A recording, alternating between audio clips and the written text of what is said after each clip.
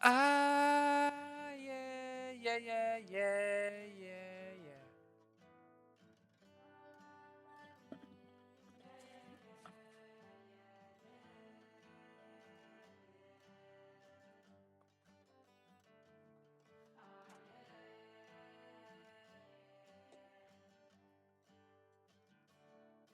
What's up, everybody?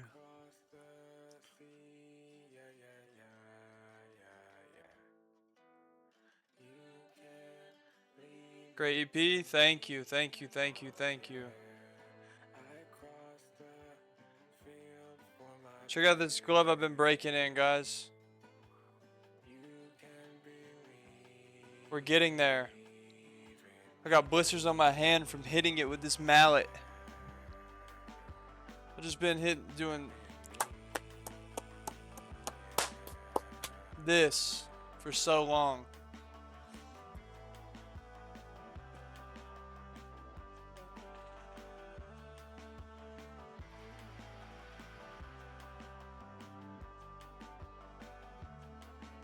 What an amazing flared thumb. Thank you, I'm working on it. These things are hard to break in, dude. Good morning, it's 4:50 a.m. You need to take your ass to bed, bro. Actually, what are you doing? You going to work? You just got up. Where do you even live, dude? The Netherlands? Hawaii, maybe?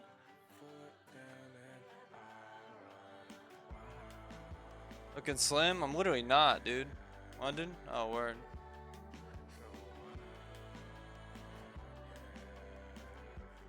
I appreciate it, though. I gained like 5 pounds. Can't lose it because I don't feel like running or eating healthy. Oh, bro, what's up? What should we do? I kind of want to just watch videos on history.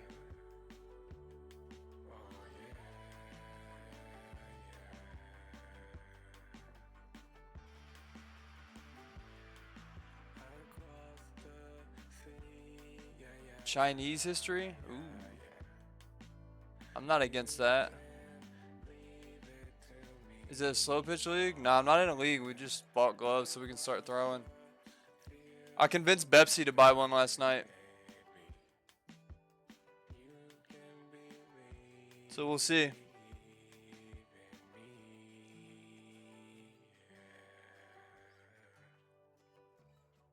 Bro, once this thing is broken in, oh my days. Can you imagine how sick it's gonna be? I'm gonna upload a highlight reel of me just throwing heaters. Is it oiled up? Nah.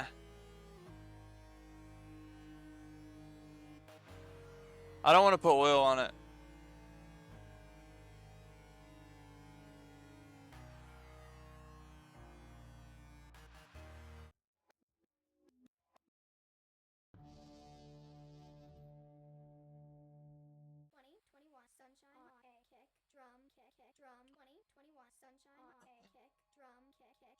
M2AF was incredibly good today. Thanks. I think it might be our best episode, low key. Dude. Kind of like Dude, almost 18,000 views in the first day. Not bad.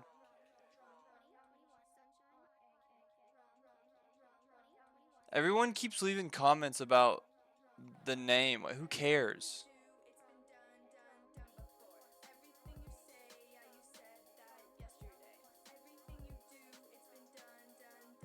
I'm gonna be nice. I'm not even gonna be mean.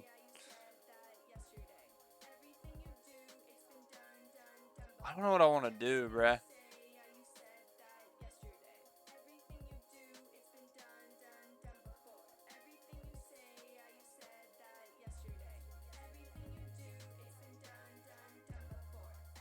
Let's play PGA. Nope. I kind of want to play some Master Chief Collection for a few.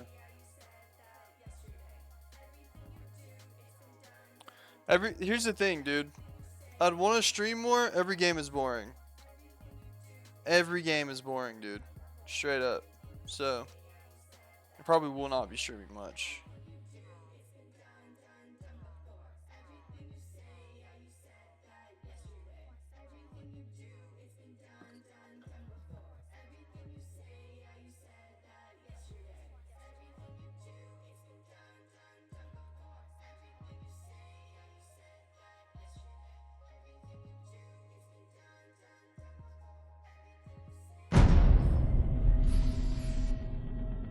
Or an R6? Is it crazy? Will you play Skate 4 when it comes out? Yeah, dude, I wish I could have played it. Wish I could have played the beta or whatever, but it looks trash.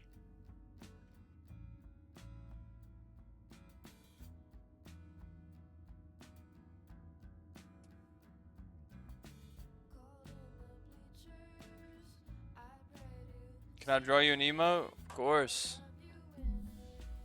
I forgot emotes were. I even need to be making emotes. I forgot all about that shit.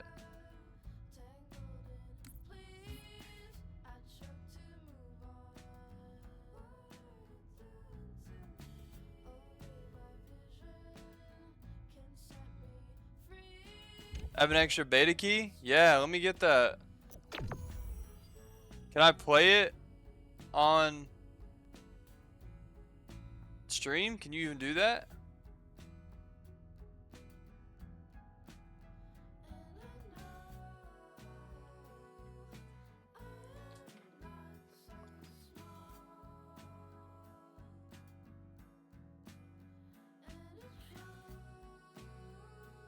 Thank you for the 3 months, So forget about it, cuz.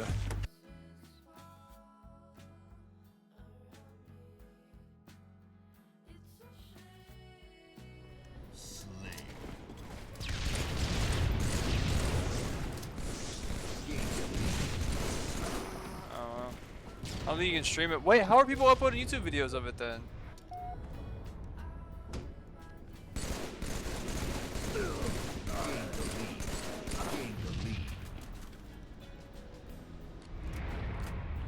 Bro, I hate that this has fucking radar, man.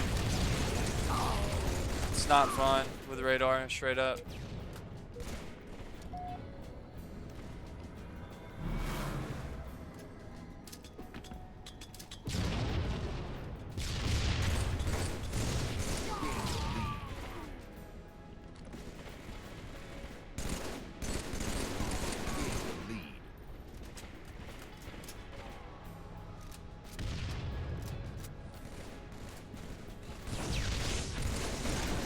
I missed.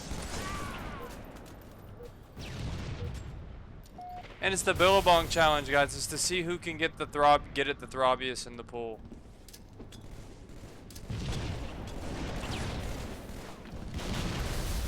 Just do an awful nade, no cap.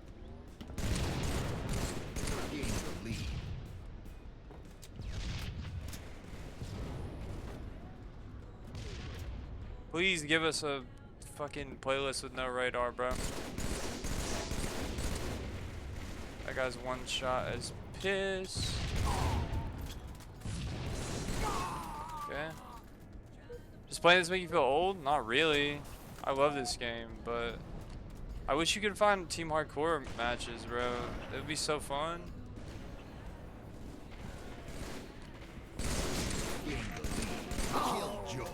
So forget about it, cuz.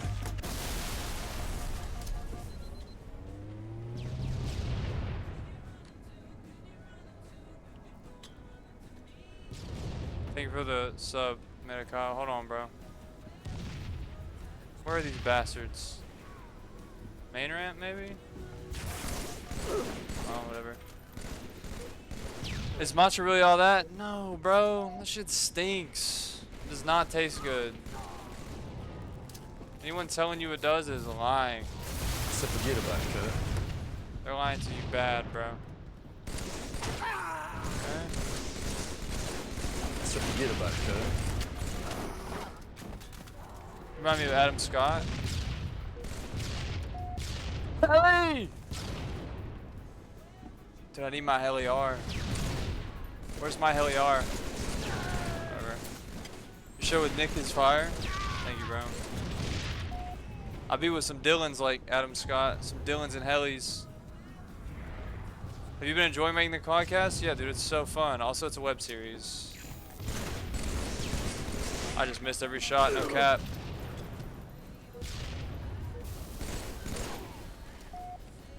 Alright, I gotta lock in.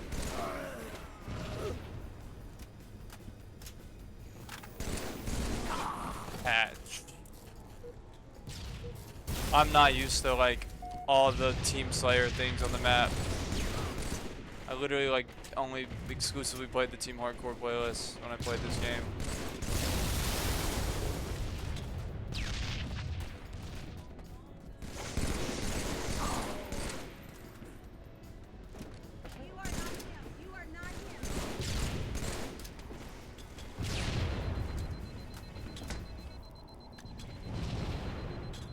Oh, I Hail Married that one.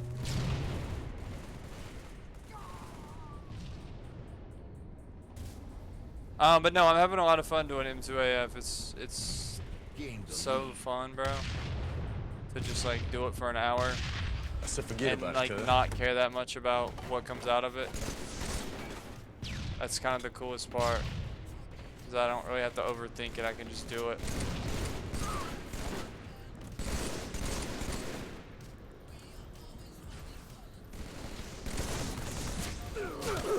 Ah, my teammate shoots me, bro.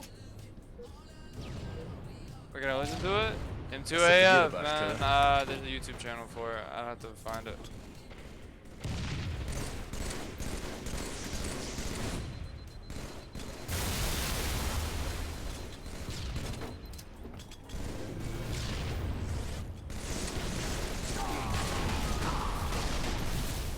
Help me! I said forget about it, cuz. What's up, Ishra? Thank you for the 18 months, Osa.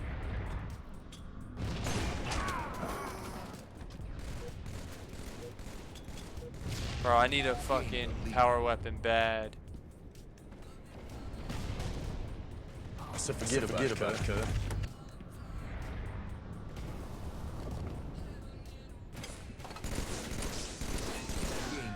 Catch the 4, buddy.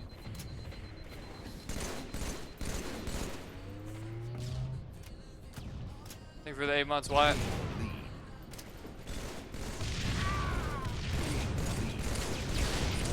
What? I don't understand, dude. I don't understand this game anymore. Okay, wait. Super serious time. Let's win.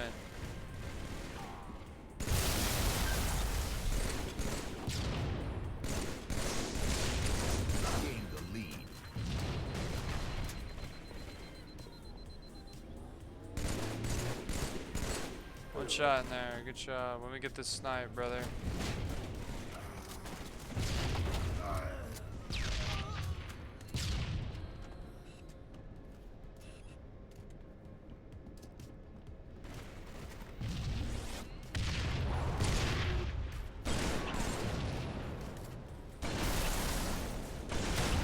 Oh! Oh, what the fuck?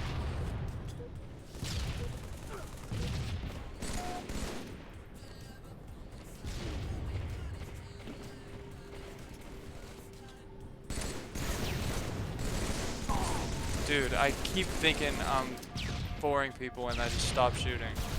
What up, ASG?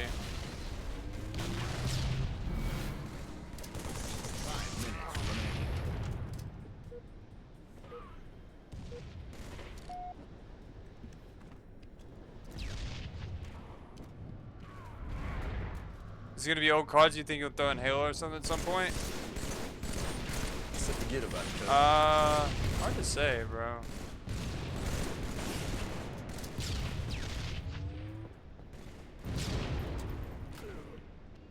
I don't know, man. At some point, thank you for the tier 1 kid.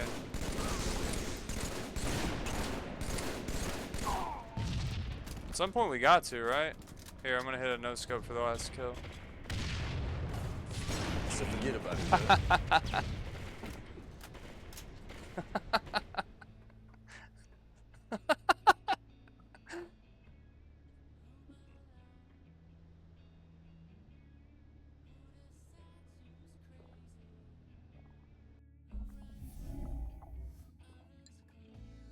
Yeah, I don't know, dude. It's fun though.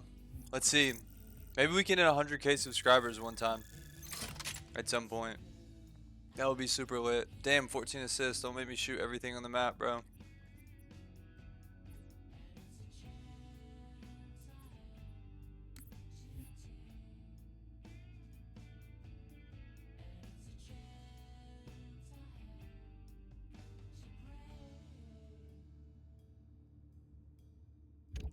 I want Pit, dude.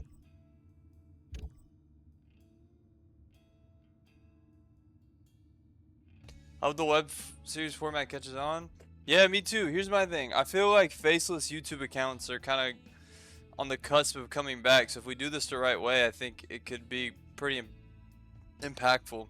But if it's not, it doesn't matter because it's just fun.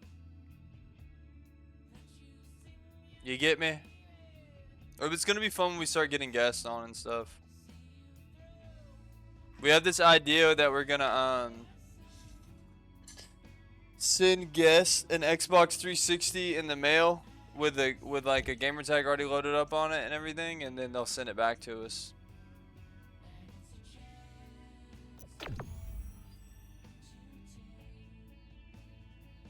But who knows? Get Neil deGrasse Tyson? Fuck him, dude. You know he's a fraud.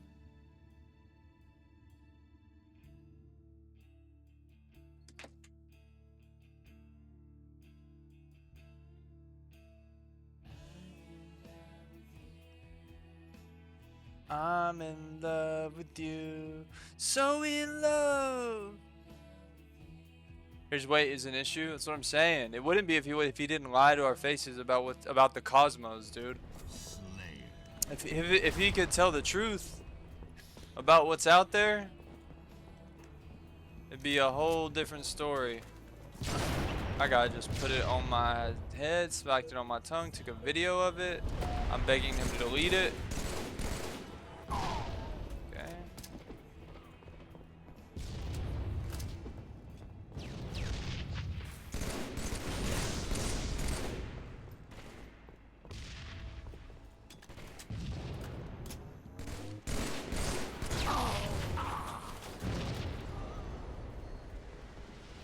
Look at that snipe, playboy. Bro's doubling up? Alright. Whatever you say, buddy. Can I hit this jump? Ooh, almost. Oh, I'm milling my X for some box? What you mean? The lead.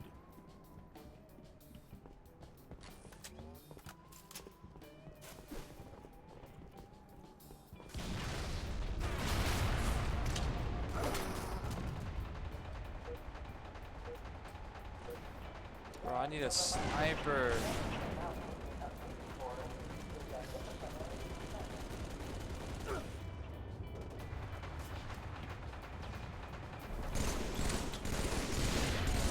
Oh, I got shit on.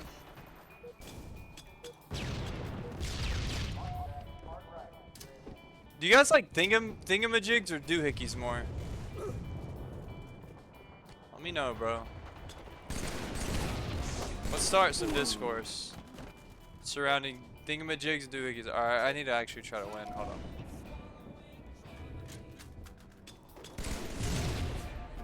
Let's see. Oh, imagine that nade hits him.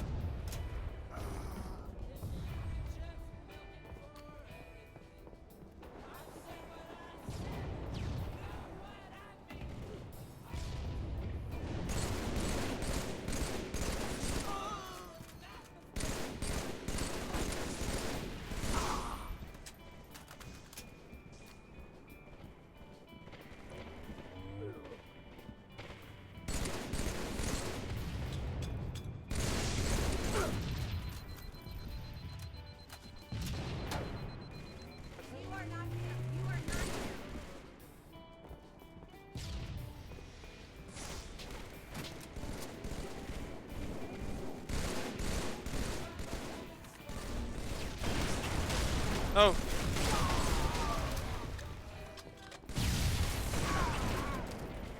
Alright, hold on. I gotta lock in. I don't know why you're teabagging, dude. I roll you every time we fight each other. It's not. I just don't do it.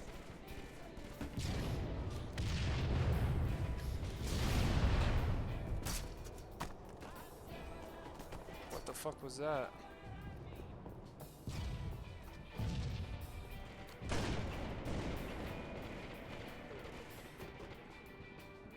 You think he saw me on his radar? Nah, no shot, right?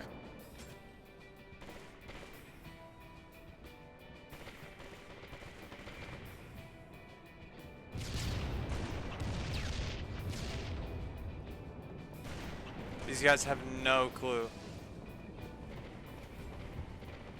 Oh my god, bro.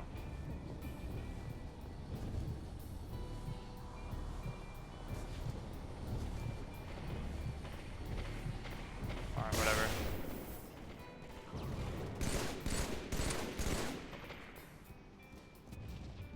Trust me, buddy. God. Whatever, bro. God forbid I try to get a back smack there. That guy sucks at shooting. They're all on our side. Now we flip.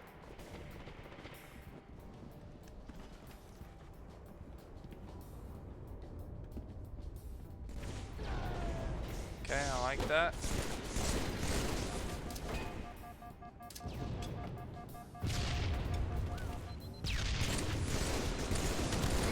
No, man.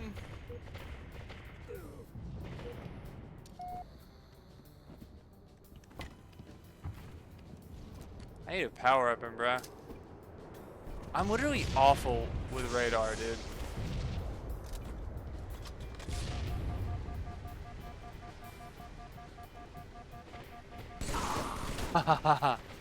No. What up, Nick? You want to play? Me, you, Cheddar? Play some awesome Social Slayer? Could be fun.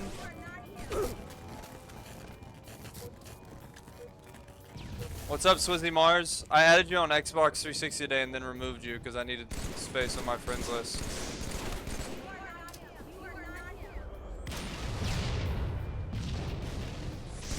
Get them off of our side, bro. I actually maybe didn't remove you, but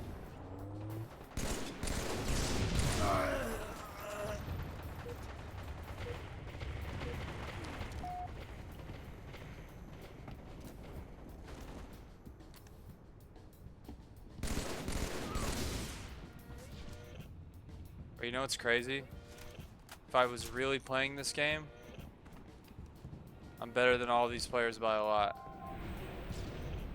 By a lot, dude. That's the fun part about it.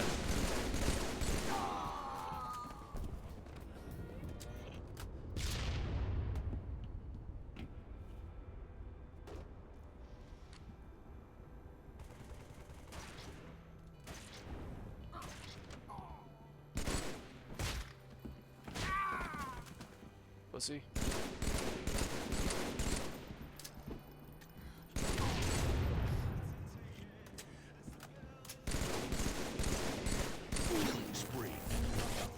Wanna die?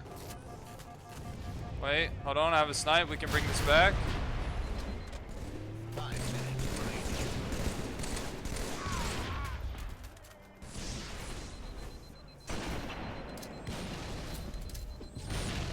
I'm literally so much better, bro.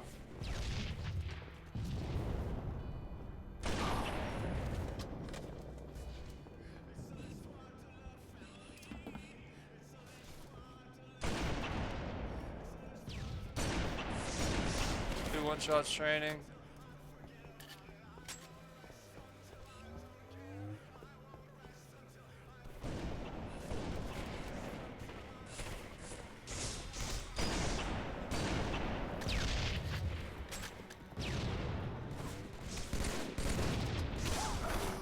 No! I got team shot. Ah.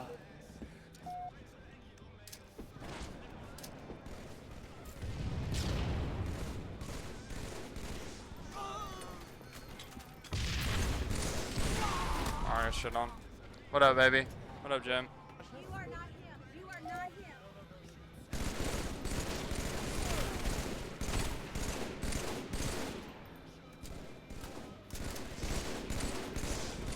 Whoa, I didn't know he was up there on the turret, bro.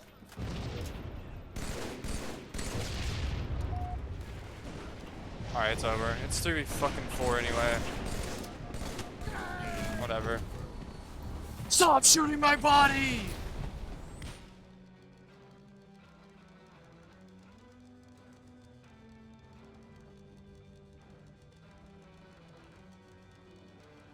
Alright.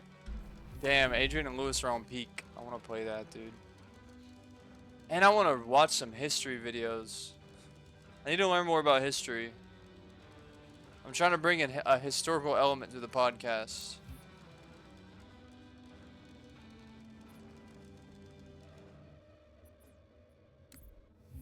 What period in history? I don't know. Maybe like Rome. It's not a podcast. Sorry, it's a web series. Do you want to play this game, Nick? Or are you just gonna fucking ignore me, dude?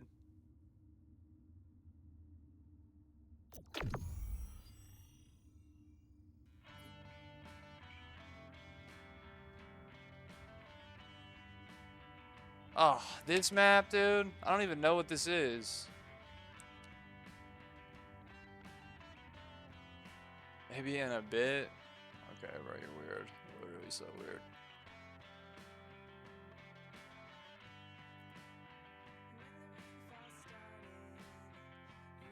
History trivia time, guys. When was the first restaurant opened?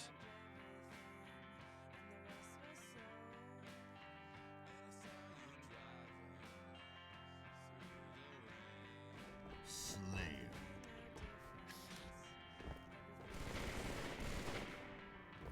1765 in Paris. It was a hotel in Paris. Like modern, like what we know restaurants as. Oh, dude, this map is awful. I remember having to play this on Team Slayer like when I was a kid.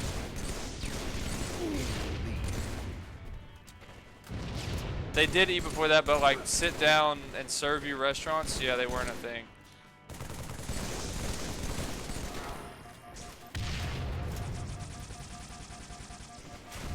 Kind of like Cameron Winter. That's dope. He's a lit 22-year-old. Where the fuck is that coming from?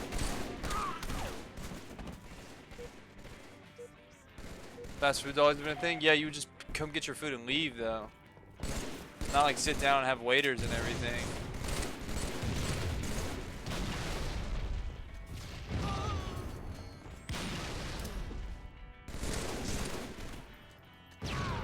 Haha. W nade.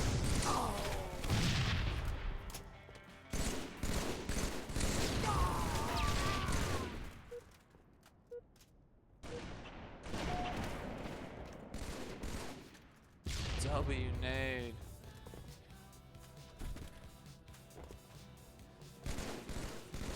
Was the first drive-thru ever made? Good question.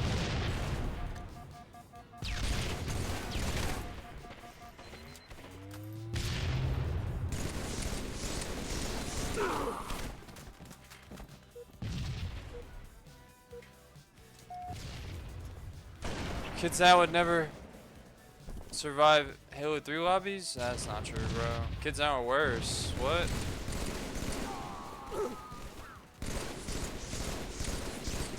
Oh, I got shit on. You don't think kids now are worse?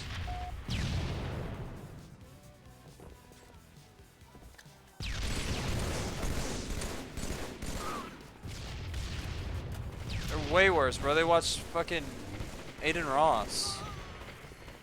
And like people getting killed on Twitter every day. Or Instagram Reels. What? Dude's getting like cut in half by a bus.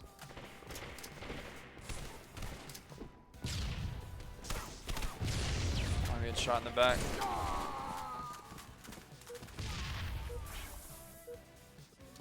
They're way worse now, and they're rich off crypto. At least if you had crypto back in the day, you didn't have any money.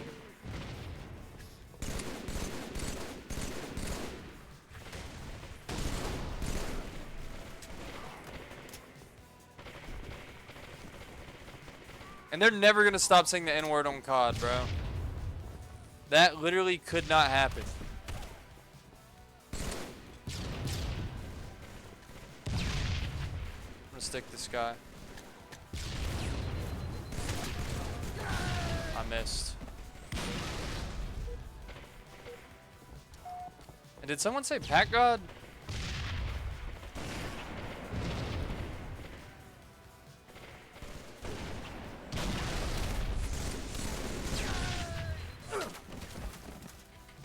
What up, Spilt Chili?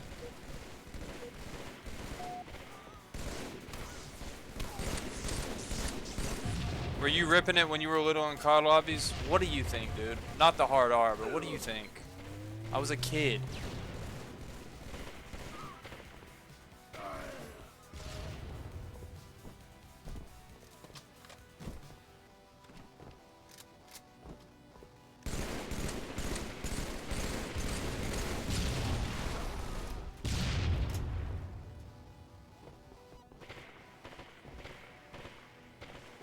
I'm dark woke.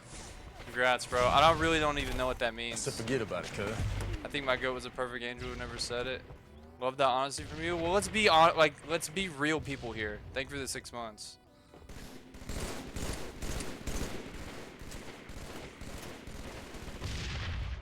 I'm white trash, dude.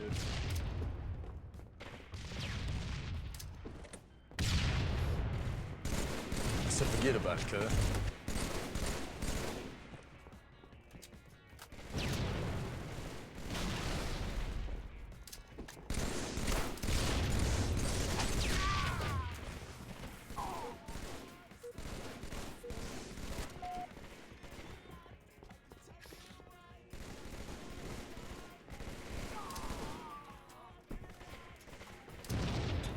Oh, fuck. Where'd you get that shirt? Uniqlo.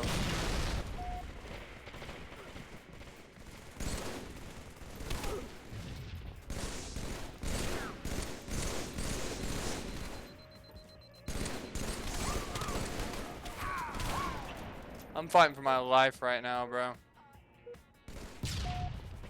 Trying to win these games. Are you on 360? This is MCC. I wish you could play on 360, but you can't.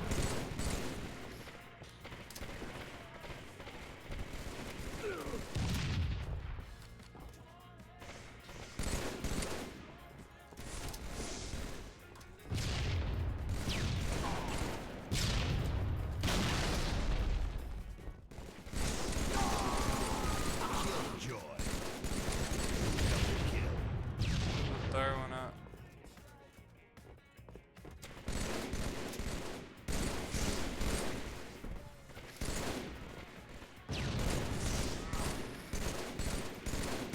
Double kill. Haha.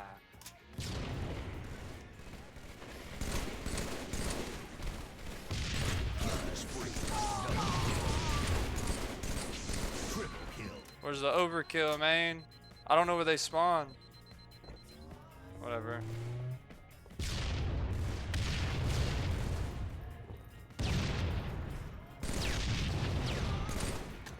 Thoughts on casually ripping don't do it around me, bro. Unless you're Habibi. Where is this fool? Oh.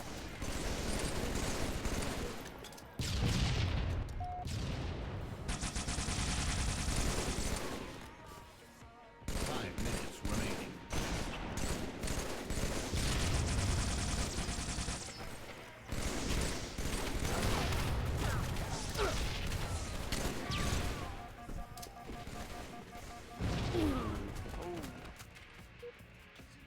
Thoughts on digging in your butt? You don't want my thoughts on that, bro.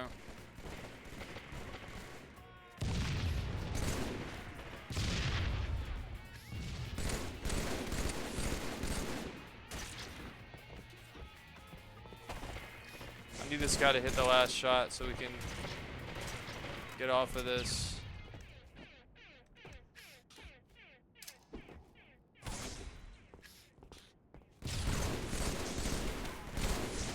Game over.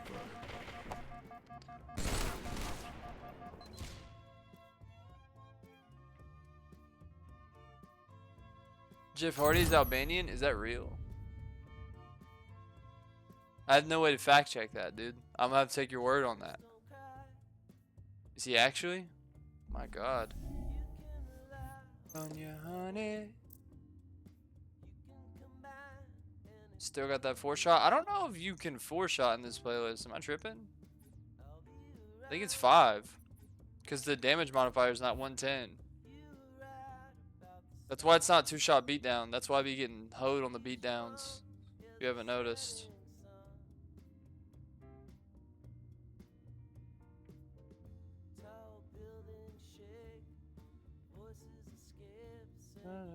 that song.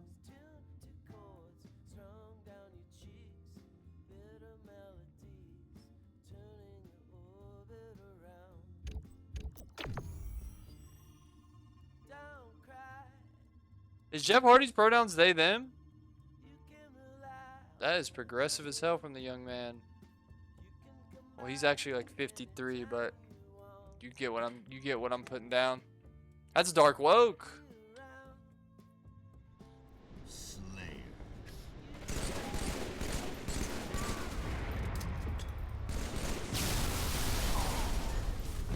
Okay. Wait, where's Sniper on this map? Watch this.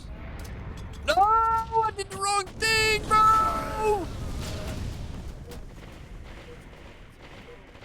I didn't mean to go up with it.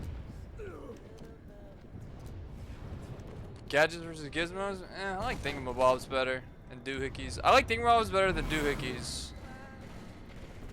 But whatchamacallits are kind of peak. This guy's gonna double back on me. He wishes. You don't want that, buddy. Trust.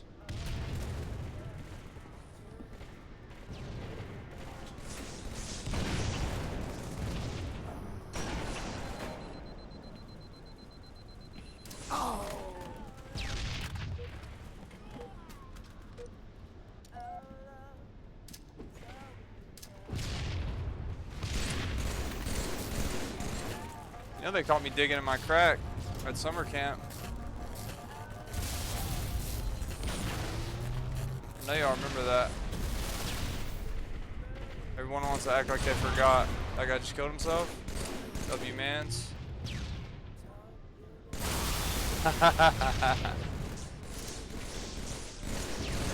Later, buddy. I'm out, literally.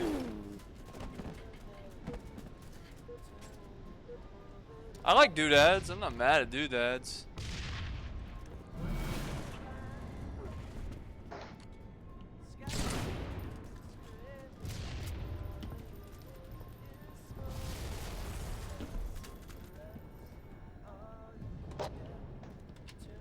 They had to beg me to quit digging in mine, bro. I said forget about it, cuz. At the hospital, they're like, you have to stop. And I was like, I can't. 2 1-shots. They had Dr. House sit me down. And I couldn't stop.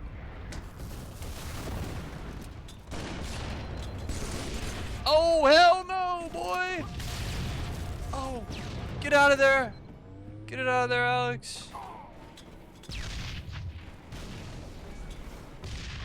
What the fuck is happening?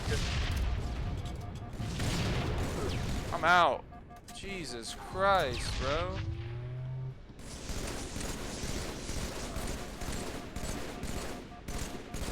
Fight me.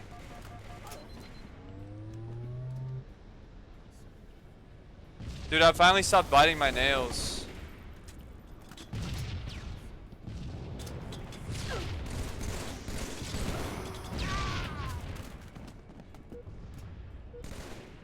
It's a hard habit to break, man.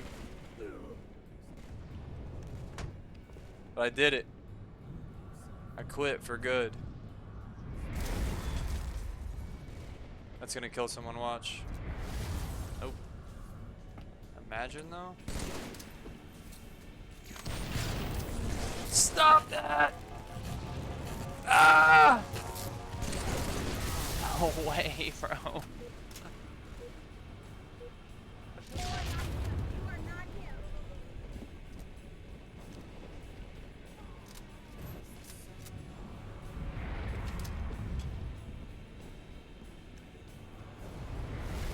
Bro's digging in his craw. That's trash. I need a...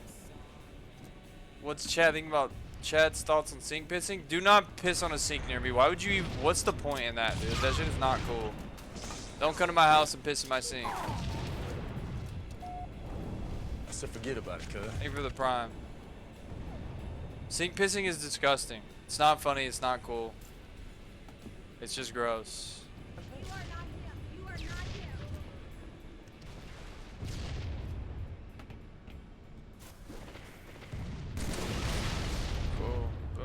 out. Nope. So forget about it. My bad.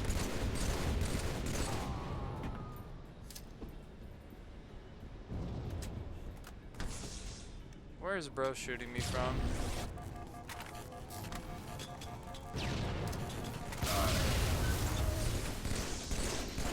No way.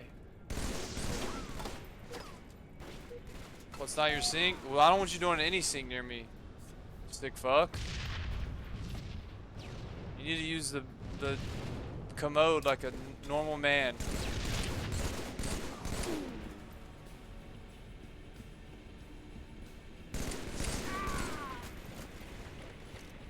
Even though there's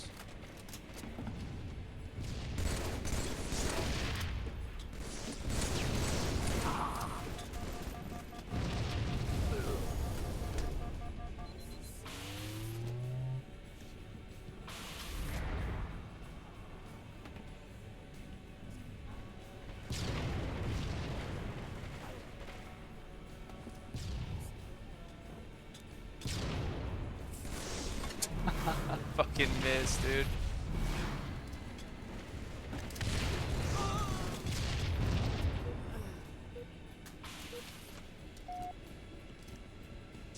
Watch this.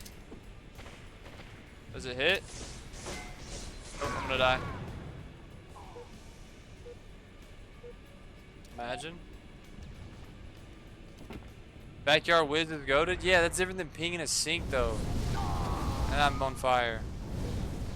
I'm on fire and born to run. Why would you pee in the sink, dog?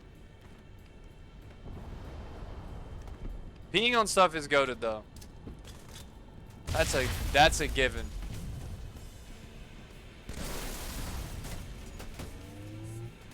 It's peeing on stuff is literally too peak. Missed. Not peeing on an anthill, bro. That kills him. Ah. 5 minutes remaining.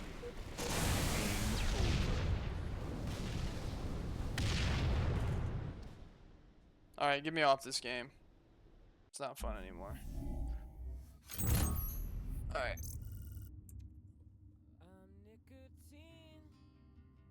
What up, you?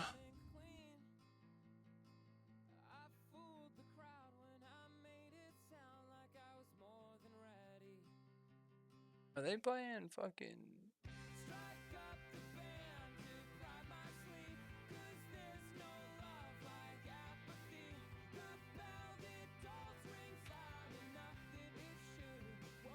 Seems like a legend. Seems Damn, like a really he's good guy.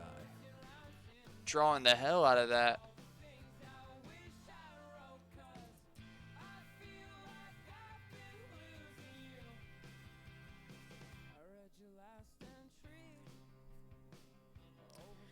What else does this fat weirdo need?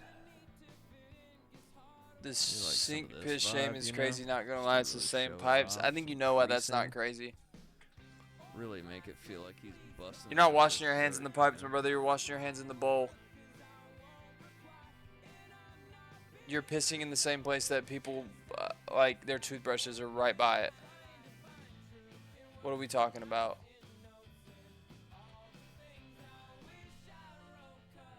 Oh, the lower you get, the grosser it is. Oh, is he playing air guitar? I'm down for PGA. I just drew. Yeah, he's playing air guitar. It's Tom Kench. Wow. Online Rider?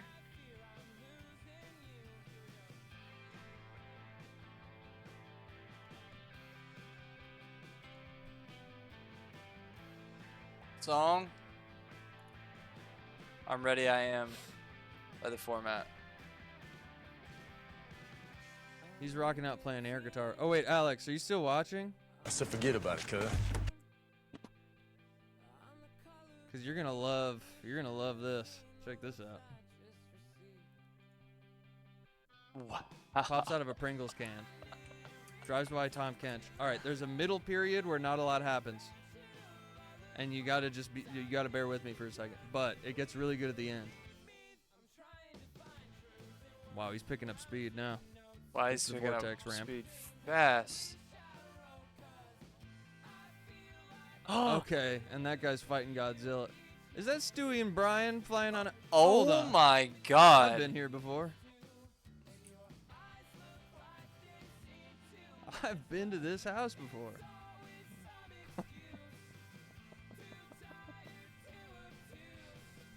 That I don't know, man. I remembered Line Rider existed, and I just couldn't help myself.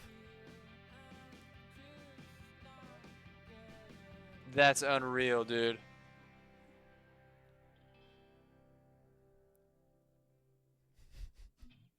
I can't believe that.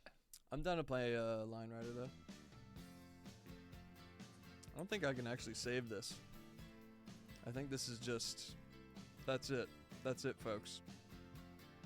Enjoy your Tom Kench.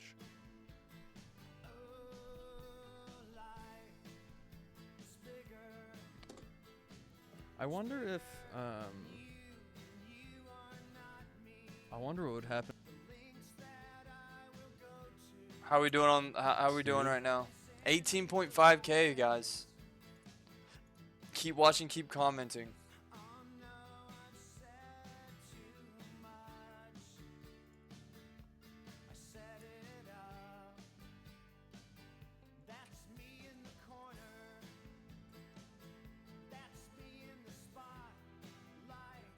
Losing my religion. Rome was a mess. And I mean that on every level. Living in Rome was messy, dealing with Rome was messy, and in our case, talking about Rome is messy. Admittedly, that's like 80% of the fun with them, because there is no single history of Rome. The perspective of every era, every province, every social class, and every outsider is completely different. Instead, my goal today is to tell a complete history of Rome as a Mediterranean civilization state, not just looking at warfare, nor literature, nor politics, nor architecture. Man, I wish. And certainly not imperial tabloid scandal, but a history of the idea of Rome. The collective consciousness that defines the Senatus Populusque Romanus, the Senate and people of Rome. Wait, the Those what? four letters, SPQR, weren't Populusque Romanus of the idea of Rome. The collective consciousness that defines the Senatus Populusque Romanus. The Senatus Populusque Romanus. The Senate and people of Rome. Those four letters, SPQR, weren't just a moniker the Romans called themselves, it was a communal promise that remained true throughout centuries of evolution and change. And What's up, qualities Bet? like that make Rome feel Bro. really special. There's honestly nothing. Check it out. I like went it, and in on the think it's baseball important to glove last appreciate night when not my just girlfriend was watching Love Island. We're getting there, bro.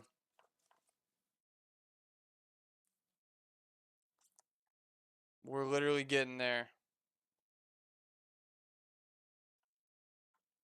Still pretty hard, but another week or two, this puppy's going to be ready to go, I think. Look at that, man.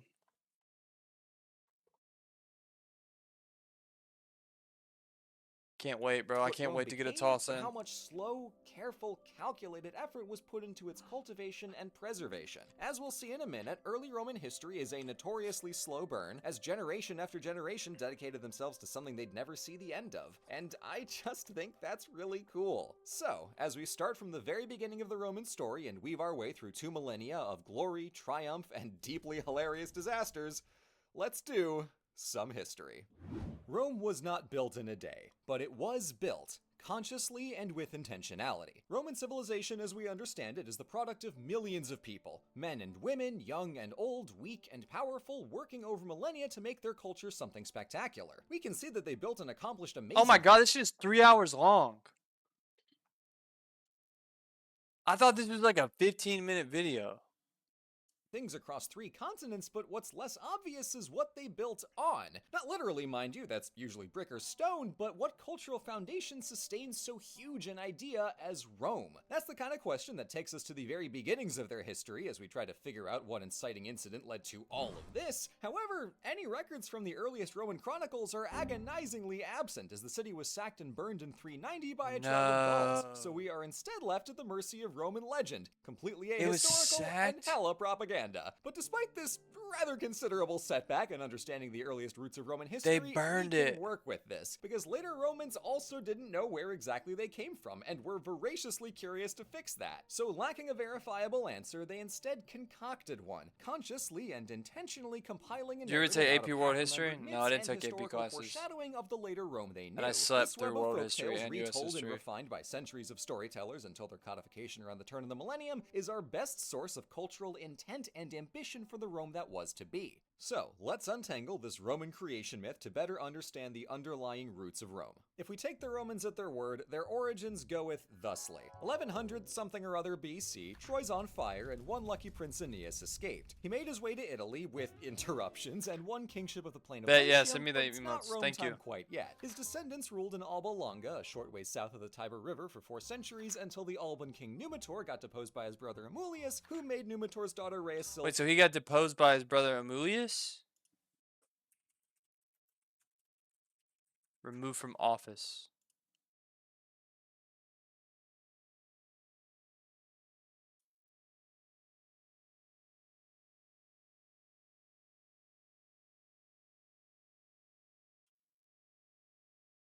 The hell is this?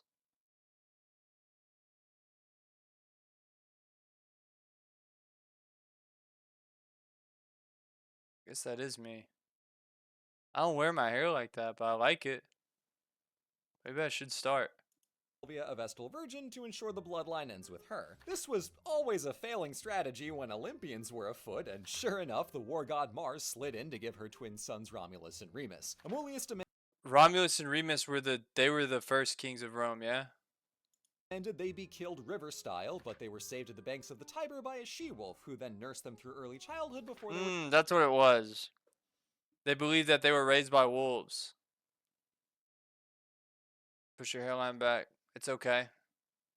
So it won't need to be updated in a few months when you start balding. That was taken in rude. by shepherds, And I will bringing not be the twins' balding. parent count to 1 dad, 2 moms, 1 Especially dog, now that they've and pretty a wolf. UCLA has pretty much solved balding. But y'all ain't ready for that conversation.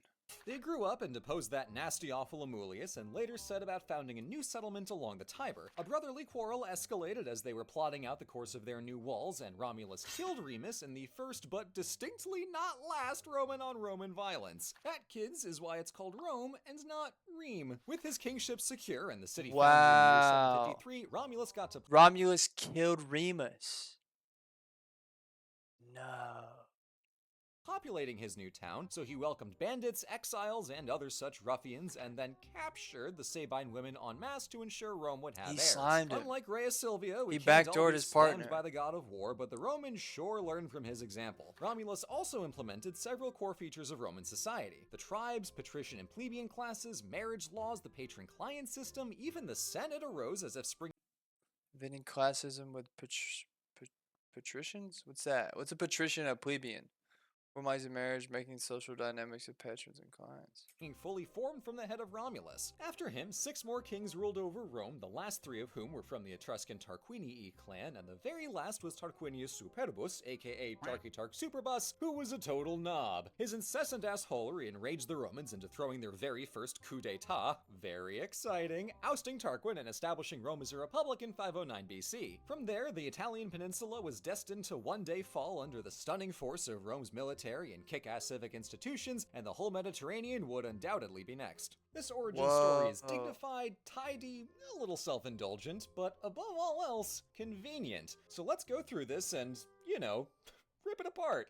First off, Rome's founding date of 753 is a guess, posited in the 1st century BC to The Olympic Games began in 776 BC, so time went in 4-year Olympiads. This makes guessing it any year before the first Olympics rather trickier. Early guesses at Rome's age all fell near the first Olympics. Historian Vero's line guess up with the of- I earliest can't even Greek read that. Olympics. As far as the story itself goes, the Italy-bound journey of Aeneas, the perfect Roman OC, do not Can you press T? Wow, I did not even know you could do that. steal, is suspiciously Odyssean enough as is. Thank its you, first bro. You attested just by put me Greek on sources crazy. During the Republic, Aeneas is also way back in the Bronze Age compared to 753. What's the word of the day? Good point. Maybe depose. Nuance. We already know what nuance is. What was yesterday's? Contrite. Contrite is a formal adjective used to describe someone who feels regret for their bad behavior or something, such as an apology that shows You are regret. not him. You are not him. Although the mayor appeared contrite. Hmm. We know what nuance means, though.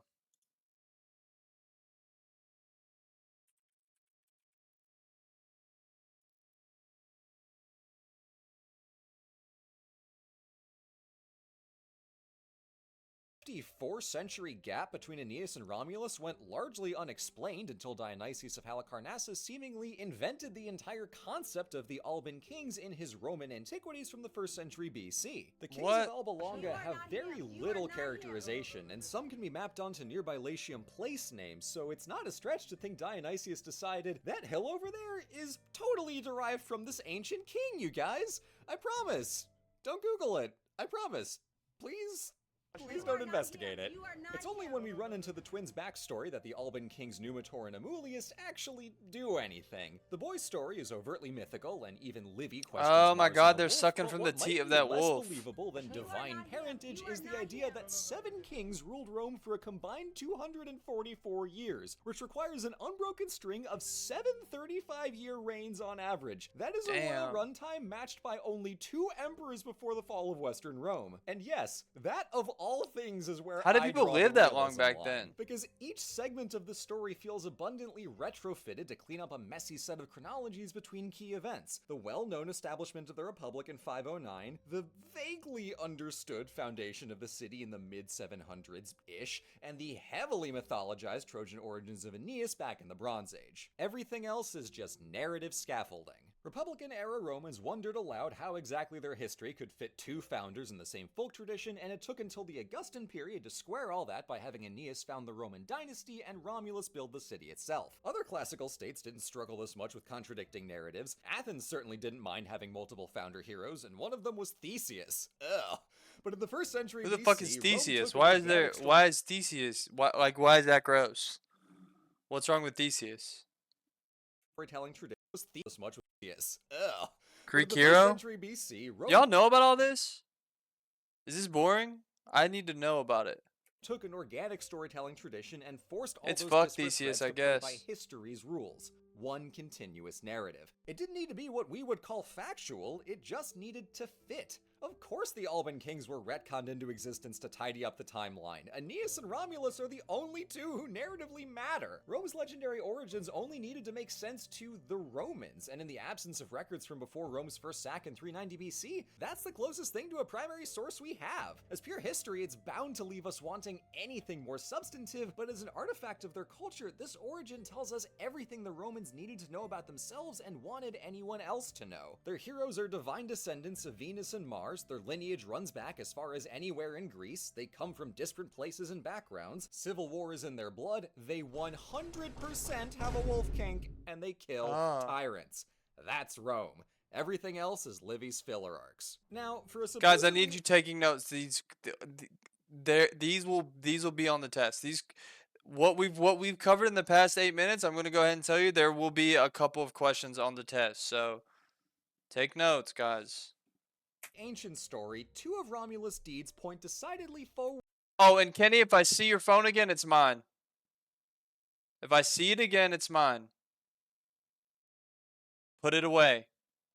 Words in Roman history and reveal what later Romans thought must have been intrinsic to their identity. His first act as king was to welcome Can I go to the bathroom? I don't know, Nick. Can you? It's may I go to the bathroom.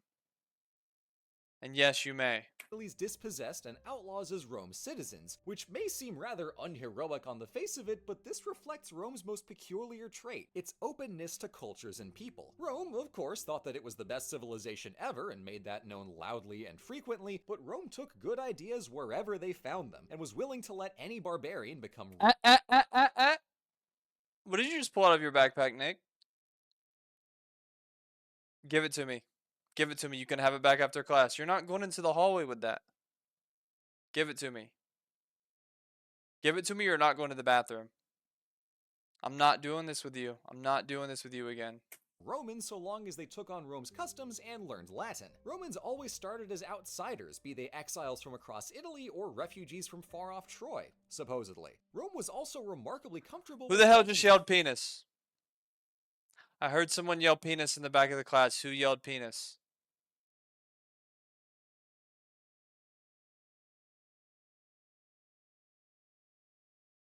Okay, well, we're not leaving this classroom until someone tells me who said penis. So if you want to go to your free period today, you'll tell me. Anyways.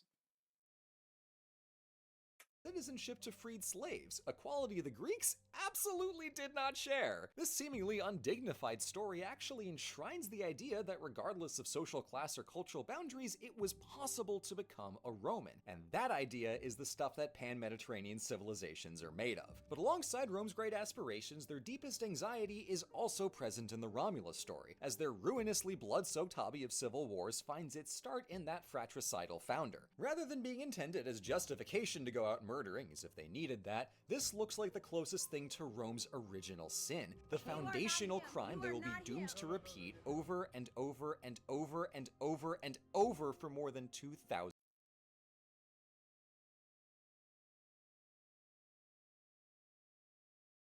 years. These stories Guys? take their most permanent form 7 centuries after the supposed founding of the I don't know city what the and peanut place gallery Greek back there is history of doing, but we're not Rome gonna and do that in my Virgil's class. Aeneid. And as we wait for potential Shut discoveries it in up. archaeology to illuminate the Shut it up. settlements amid those hills beside the Tiber, that's all we've got to go on. The image sharpens into historical focus as we depose King Tarquin, start the Republic, and embark on the slow Questions, process anyone? of building Rome's civic institutions and establishing a domain across central Italy. But the further we progress along the timeline, the more meaningful and relevant their origin story becomes. The roots of Rome ultimately tell us nothing. I want to make sure everyone's paying attention. Okay, guys. Let's go Falco. Let's go Nick. Nick, who are the 2 founders of Rome?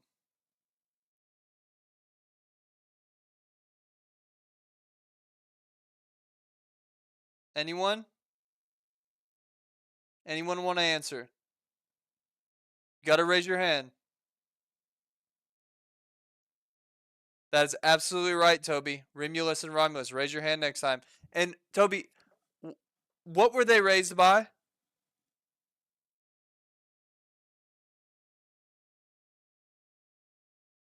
And what were they raised by, Toby?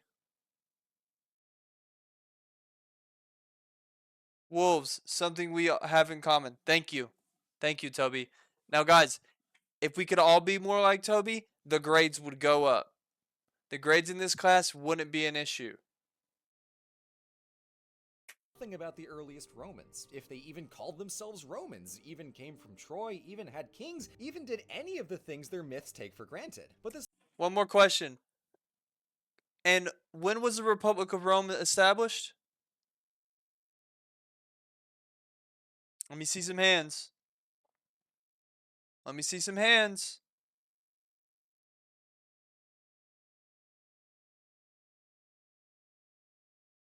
When was the Republic of Rome established? What year? Dogman Swag, you, what is it? What's the answer?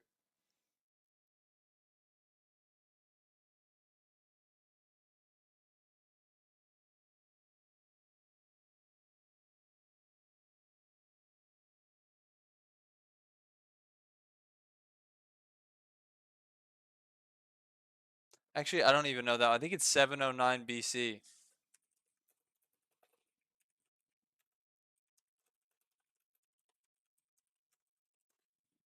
(509 BC). 509 BC, but it likely could be older than that. Why? Why is it older than that? Because Rome was set on fire and they lost a ton of history. Ton of their notes, ton of books. Just knowledge all around. They did kill Jesus there. So it has to be BC. Good. This Good. narrative reveals so much about the civilization they would become and the kind of people the Romans would one day be. Crafty bastards. As the next 2,000 years will amply demonstrate, they were crafty bastards. What's important to keep in mind as we start laying down more and more red paint on this lovely marble map is that Rome did not begin with a grand plan of conquest. Rather, after shaking off Etruscan domineering and suffering their first major incursion of the Gauls in 395 They did kill Rennes, the Jesus in Romans Rome. needed to fortify their territory by pacifying The Romans are the threats ones at that persecuted him. But and then the Romans, they may have kind of fluffed the story to pawn it off on the Jews that it was Jewish people's fault, but it was probably the Romans. Their frontier. Simply put, this process began and never finished. Individuals had their social or political motives for participating, but at scale, this doctrine of Jesus was expanding king of the defense- Jews, that's correct. But there were Jewish Romans. Like, let's see. Did the Jews have Jesus killed? No, the Jews as a collective group did not have Jesus killed. While the gospel describes Jewish leaders and crowds interacting with Pompeius Pilate during the trial and execution of Jesus, the Roman governor ultimately made the decision to crucify him. The New Testament accounts do not present a unified Jewish position on Jesus, and the role of Jewish leaders and crowds in the crucifixion is presented differently across the various gospels. I wouldn't trust that AI. Well, we are. And this will be on the test too. Guys, this will be extra credit on the test. I need you all paying attention. Eopath, you need this. The idea that Jews were responsible for killing Jesus has been used to justify anti-Semitism throughout history, but this interpretation is not supported by careful reading of the Gospels or by theological or historical analysis.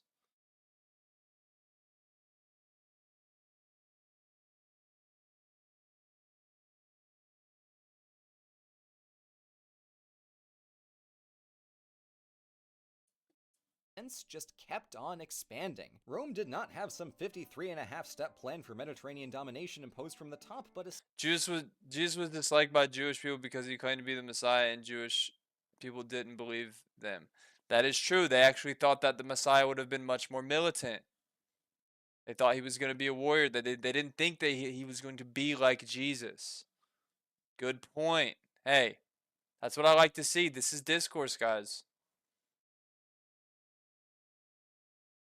I think what I just said is true. Which successive generations inherited and renewed. This defensively expansionist military philosophy carved through Etruria, Samnia, Magna Graecia, Carthage, Did Jesus dig in his Macedonia, butt sometimes? We can only be led to believe yes. He was, although he is the son of God himself, at the end of the day he was merely a man. And it was hairy back then, guys. It was hairy and it was hot. Wait, what was I about to look up? Why didn't Jews believe Jesus was the Messiah? Jews generally do not believe Jesus was the Messiah because they had different understanding of the messianic prophecies and the role of the Messiah. Many Jewish people believe Jesus did not fill the key requirements expected of the Messiah, such as establishing a reign of peace and justice, rebuilding the temple, and gathering the Jewish people back to Israel. Mr. Alex, do you think Jesus was white like me? Good question, Jim. I know he was. Okay, buddy? Great question, though. I like that you're engaged. He 100% was likely a white man from Tennessee with tasteful tattoos. Absolutely.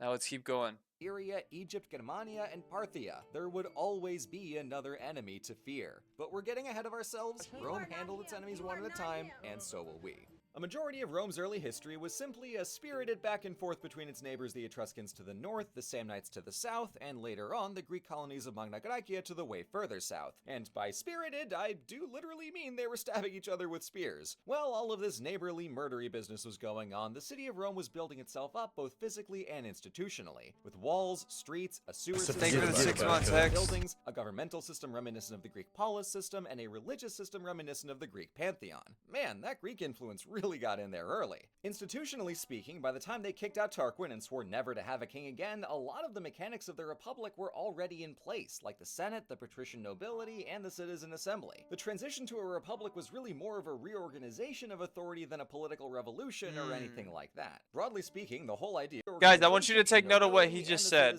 right? I want you to take note of what he just said. Now,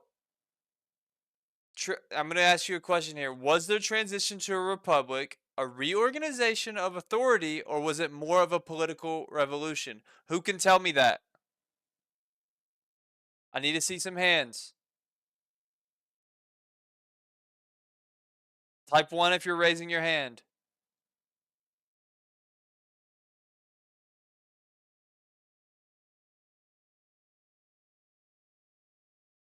Swizzy. Swizzy, what is it? What's the answer?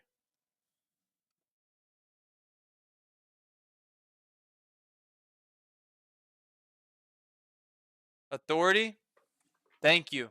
You're absolutely right. Guys, that's going to be on the test. I'm just telling you, it's going to be on the test. Matter of fact, let's go ahead and make the test right now.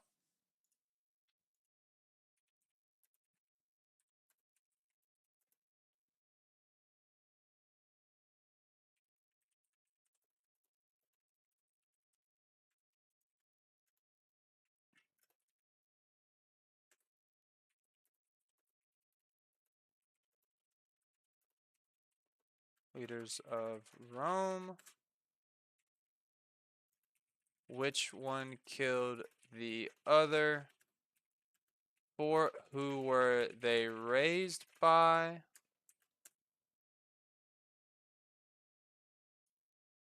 What animal were they raised by? Establishment of the Republic of Rome. A reorganization of authority, or was it more of a political revolution?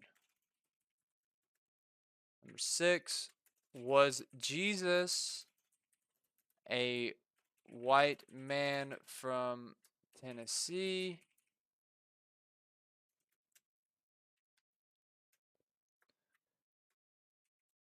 Did the Romans or the Jews have Jesus persecuted? Okay? Guys, this is not going to be open book, but I'm making you a study guide right now, okay? This is not going to be open book, but we are doing a study guide right now, okay? More of a reorganization of authority than a political revolution or anything like that. Broadly speaking, the whole idea was to take their government and publicize the power so the people could participate. And the word republic comes from the Latin res publica, which just means public thing. Structurally, the government was controlled by 2 annually elected consuls, the praetors ran the justice system, and the quaestors, the silliest Roman name ever, managed state finances.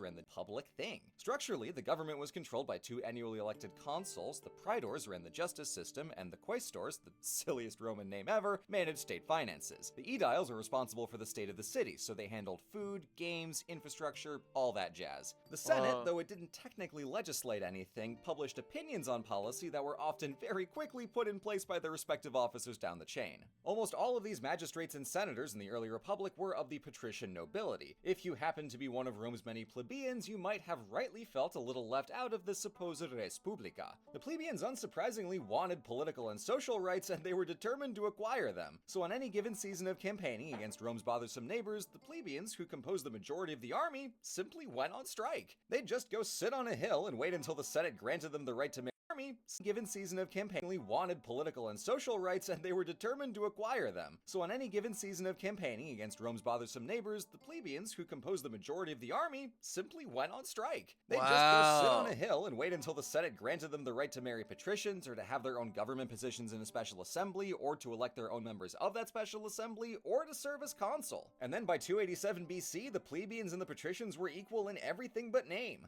Good for them. The government of the Roman Republic. Guys, stop saying penis. It's not funny. So It's forget about immature. it, cuz. Grow up. You're in 11th grade. It's time to grow up. Okay? You're juniors in high school. You're going to be seniors next year, and then you're going to going off to college, and that's when real life starts. Grow the heck up. All right? I don't want to hear it again. And look, I like to have fun. Don't get me wrong. I like to laugh. I like to joke. I like to have as much fun as you guys So do, forget right? about it, cuz. Do we not have fun in this class? That's what I thought. Stop saying penis. Stop saying penis. I don't want to see any phones. And I don't want all the huff and puff. And put the tech deck away. I won't tell you again. If I see it again, it's mine. Republic simultaneously had elements of a monarchy, an aristocracy, and a democracy. This mixed constitution and its flexibility in governance, according to the historian Polybius, was one of Rome's greatest strengths, and I'm inclined to agree. Rome's institutions were its backbone for over 2,000 years, and you need a backbone like that to hard carry an entire civilization.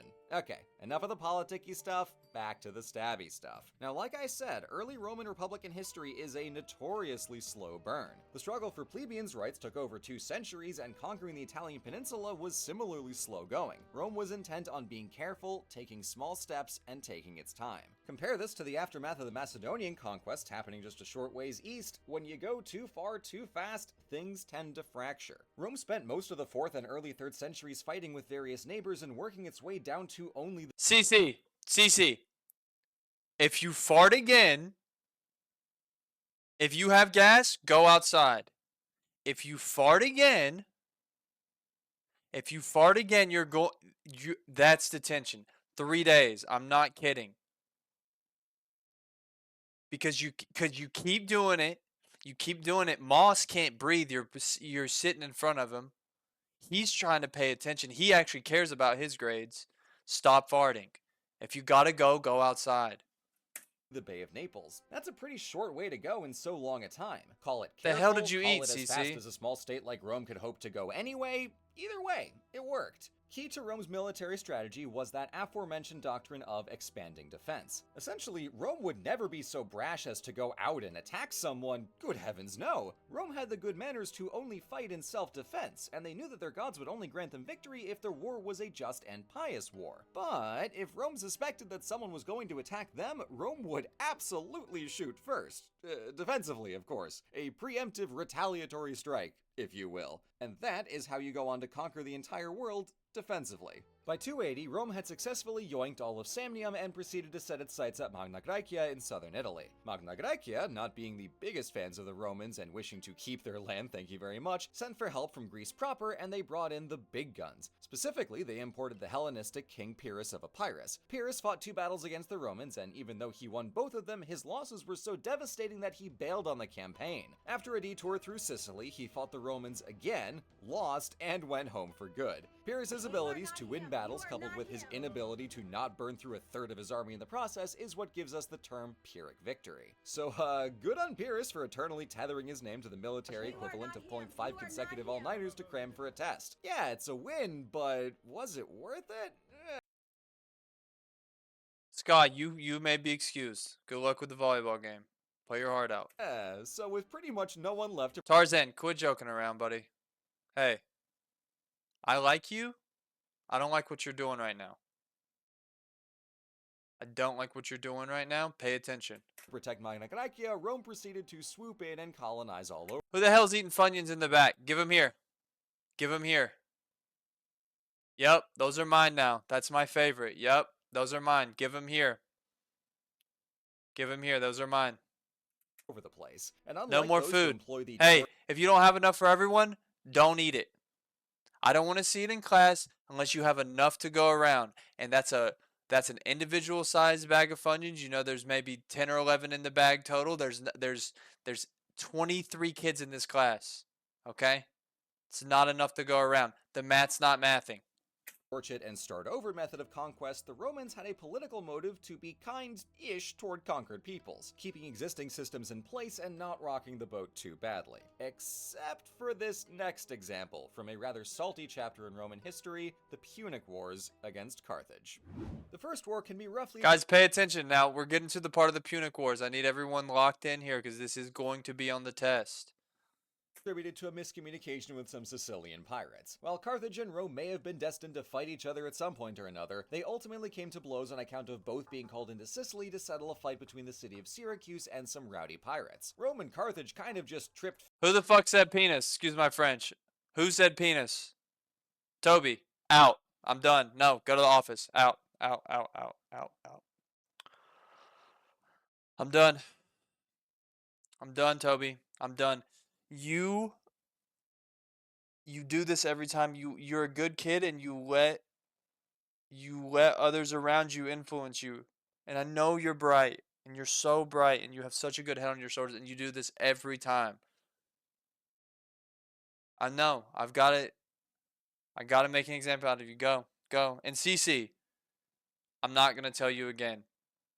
If you're sick, you need to go to the office, call your parents, and go home. You're not going to be sick in my class. You're not going to be sick in my class, all right? Pick your head up, stop with all the gas, or get out.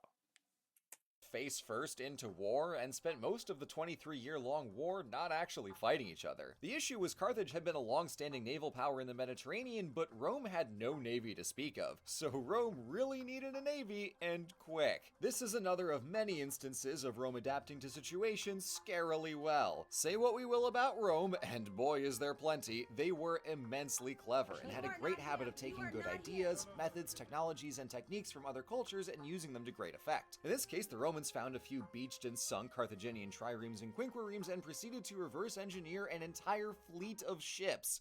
You know, just casually, as you do. Rome's first aquatic outings weren't all that fruitful, but at battles like Cape Ecnomus, which is arguably one of the biggest naval battles in history, Wow. Rome pulled out wins. Ultimately, Rome won the war, claiming Sicily for itself and forcing heavy reparations on Carthage. They also decided to take Corsica and Sardinia because, screw you Carthage, these are mine now. In the decades following, the Carthage Seth, you're gone, buddy. Out, out. Go with Toby. I'm done. I'm done.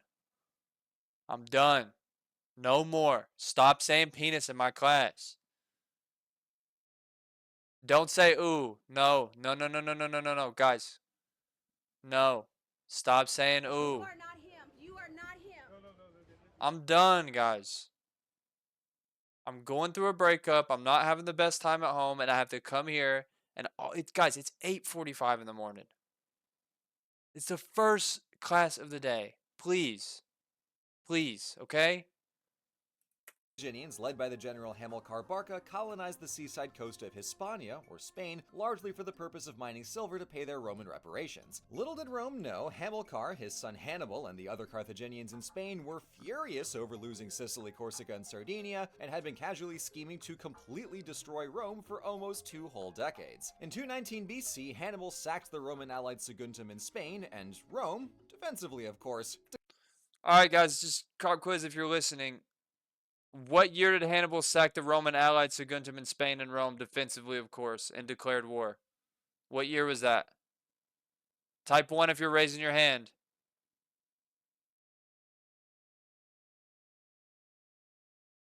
Let me see some hands. Let me see some hands. Let me see some hands. Your cell. You are not him. Toby, You are out. not him. Out. I don't know who let you back in here, Toby, but out.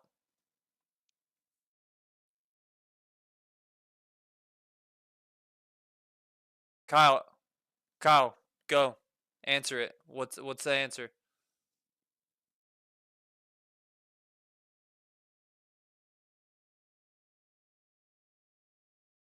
Six, 7? Declared war. I don't After even get that completely joke. Destroy Rome for almost 2 Anyone whole else? decades. In 219 Anyone BC, else? Hannibal sacked the Roman allied Saguntum in Spain. Anyone and else? Rome, defensively of course, declared. Jack. I saw you raise your hand back there, Jack. What was it? You are not him. You are not him. Anyone? Guys, we just went over it. Does no one knows? Thank you, Jack. 219 BC, War, close sacked enough. The Roman allied destroy Rome It's for 219 almost 2 BC. whole decades. In 219 BC, Hannibal sacked the Roman allied Saguntum in Spain, and Rome, defensively of course, declared war. Hannibal, the madman, proceeded to rather famously Leroy Jenkins his way across the Alps with over 40,000 soldiers and 37 elephants. Elephants! And while elephants aren't particularly scary to us, if you're an ancient Roman who's never seen an elephant before, that thing is a 4-legged giant with 2 spears and a snake coming out of its face. Oh, Bottom line, no. they're monsters. The Romans thought they were monsters. How did they tame Granted, elephants? most of Hannibal's elephants died while crossing the Alps, perhaps unsurprisingly. Also, how the but it hell did doesn't you get take a lot elephants of across the elephants to have a Alps? scary amount of elephant on the battlefield. I genuinely can't convey how viscerally terrifying the mere mention of Hannibal's name would have been to a Roman. After arriving in Italy, Hannibal demonstrated his tactical brilliance by immediately winning 2 battles in northern Italy through guerrilla. Oh, nice of you to join us, Mr. Grant. You're only 50 minutes late to class. Just to keep you up to speed, we are making a cheat sheet for next week's test. We're going through the history of Rome at the moment. So, sit down, put your phone up. If I see it, it's mine. And take some notes, buddy. Guerrilla and ambush tactics. Hannibal and his armies would proceed to stay in Italy, effectively behind enemy lines with next to no means of supply or reinforcement, for 16 years. The Carthaginians went up and down the peninsula, setting fire to farms left and right, hoping above all Are you else still for them alive? to simply surrender. 2 years into the campaign, Hannibal said, "Alright, screw this, I'm gonna destroy the entire You want to help me Roman come army." teach the class?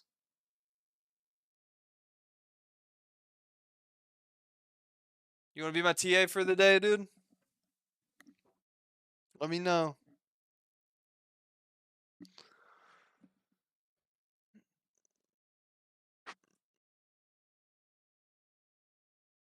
And proceeded to make plans for his next battle at the Roman supply depot at Cannae in southern Italy. At the battle, the Carthaginians advanced in a U-shape with 40,000 infantry forming the front line and 10,000 cavalry on the wings. The Romans, however, had almost twice as big an army, so they felt pretty good about their chances. The armies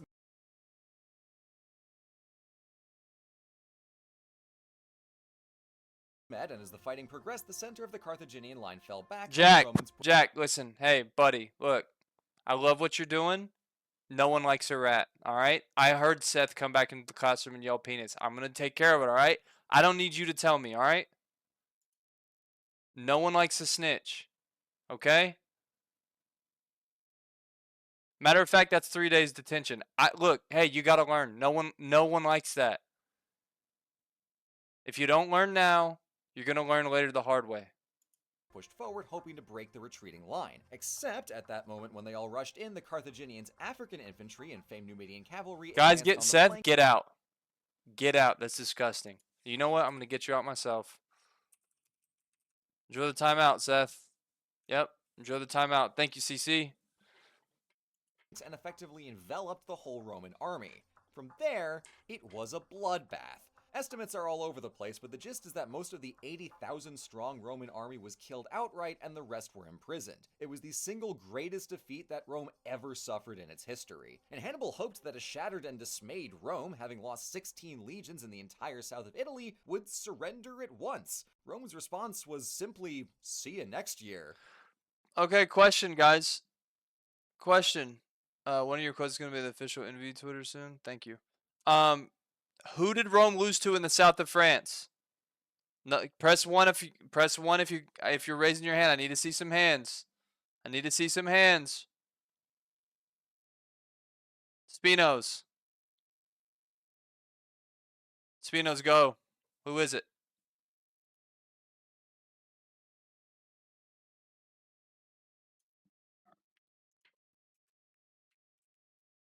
Hannibal? That's absolutely right, Hannibal. It's absolutely right, Spinos. And how many soldiers did they have? How many soldiers did Hannibal's army have?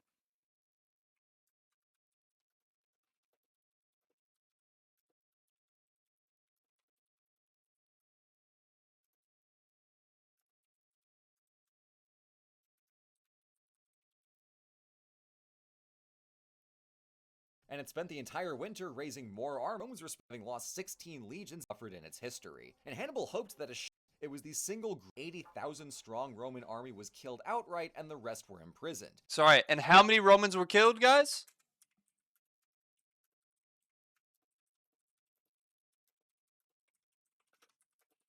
Waffles, go.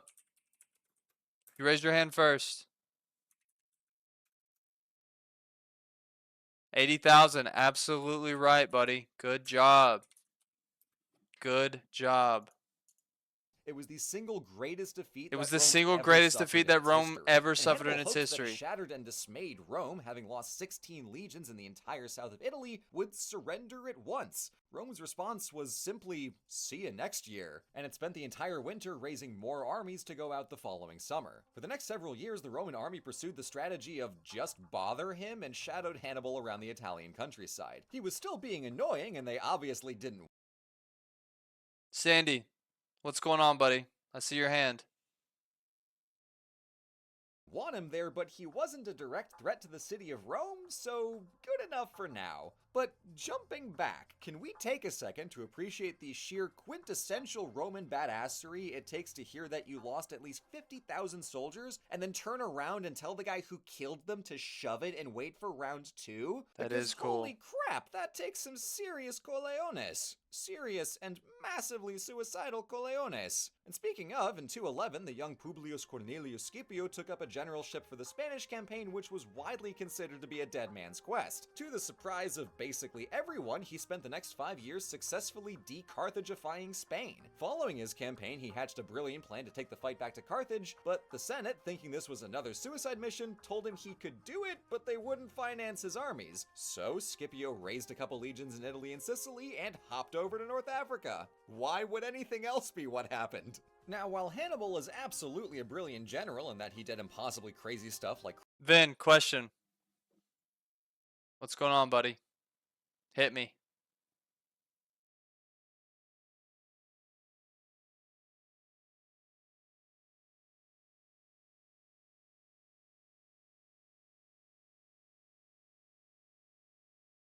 crossing the Alps, campaigning in Italy for 16 years, and wiping out an entire Roman army, Scipio's brilliance came from his quintessentially Roman ability to adopt and adapt. The Romans, above all else, knew a CC good keeps idea. farting and I throw. CC, out.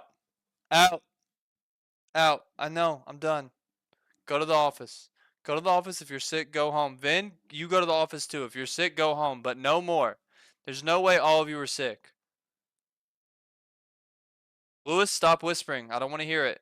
I don't want to hear it. You show up late. You disrespect me by whispering. Don't do it anymore. One more time, you're going to get up here. You're going to teach the class with me. All right? You should have brought a pencil. Someone give him a pencil. Someone give Lewis a pencil. Vin, out. I don't want you in here. Sandy, put the vape away. I smell the elderberry grape. Put the vape away. You're not being inconspicuous when you blow it into your shirt. We see the smoke, buddy.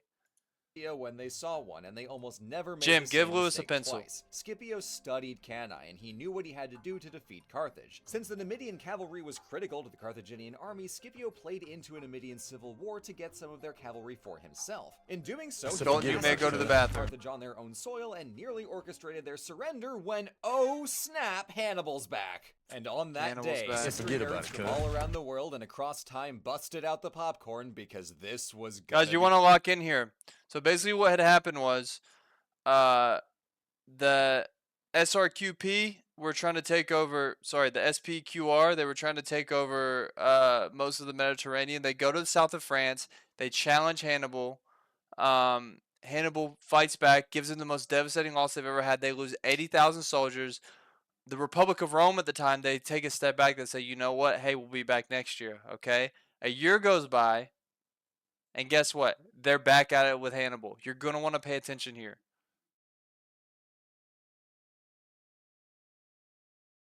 Guys, I'm not handing out packets. It's there's going to be a study guide, and that's it. Be good. The night before the impending Battle of Zama, Hannibal and Scipio actually, supposedly, had a meeting. It's detailed in Livy's History of Rome, book 30, chapters 30 and 31. Just read it, okay? For me, read it, it's incredible. First, they're simply in awe of each other. Then Hannibal waxes philosophical about fortune, gives Scipio life advice, and asks for peace. Scipio responds, well, I was going to make peace, but then you brought an army here. I can't just leave now. Look, Hannibal, I respect you. I really do, but you're leaving me no choice here, man. I've just gotta kick your ass, dude. I'm sorry, there's no other way. I have to kick your ass. And on the following day, some asses were certainly kicked. At the Battle of Zama, Scipio's Numidian cavalry put the Carthaginian cavalry to flight, and fighting between the infantry lines was actually very close until the Roman cavalry returned from behind the Carthaginian line to ultimately win the day. It was a hard-fought and super tense battle, but with that, the Second Punic War was won. Half a century later, and after lots of Wow. Plato the Elder ending all of his Senate speeches with Carthago delenda est, Okay, guys. Hey, listen. So here's what happens. Scipio, Hannibal, they link up, all right? Hannibal tries to big bro him. He's giving him life advice. He's talking about fortune. He's talking about where he's going to be in 10 years. He's trying to put him on game, right? Urges him to turn around. Scipio says, look, hey, I can't. We got 2 armies here. I'm here to fight. You can't just big bro me. They fight hard. Scipio comes out on top. So now it's 1-1, guys. Hannibal had won in the south of France. A year later, Rome spins back. SPQR, they're 1-1. This is going to be on the test, guys.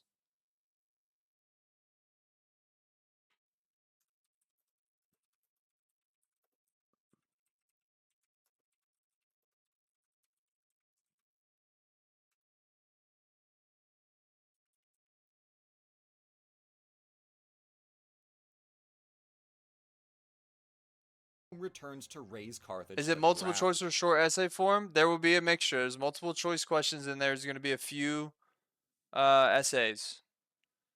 We're going to have 3 essay questions at the end.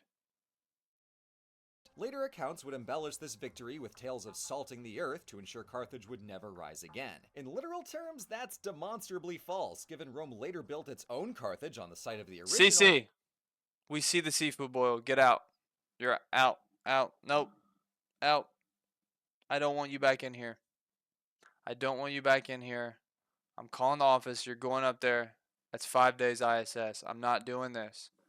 I'm not doing this. Every time you get in here around Resin, you get in here around Lewis, you get in here around Spinos, you try to act out. I don't know what's going on at home. Leave it at home. If you need to talk to someone, I'm here to talk. You can talk to the counselor, but you're not doing it in here. Get out.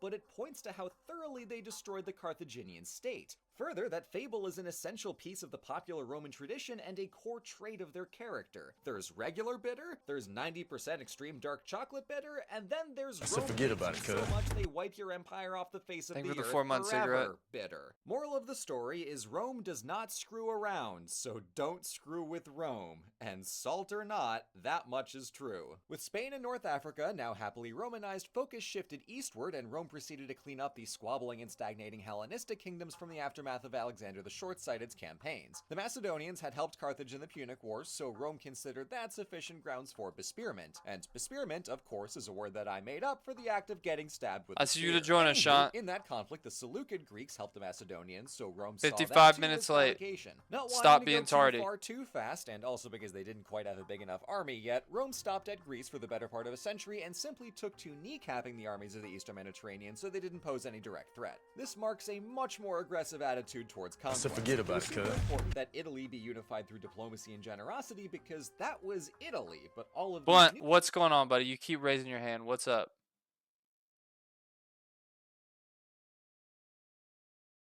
What's going on? I've seen you raise your hand 3 times. What's happening?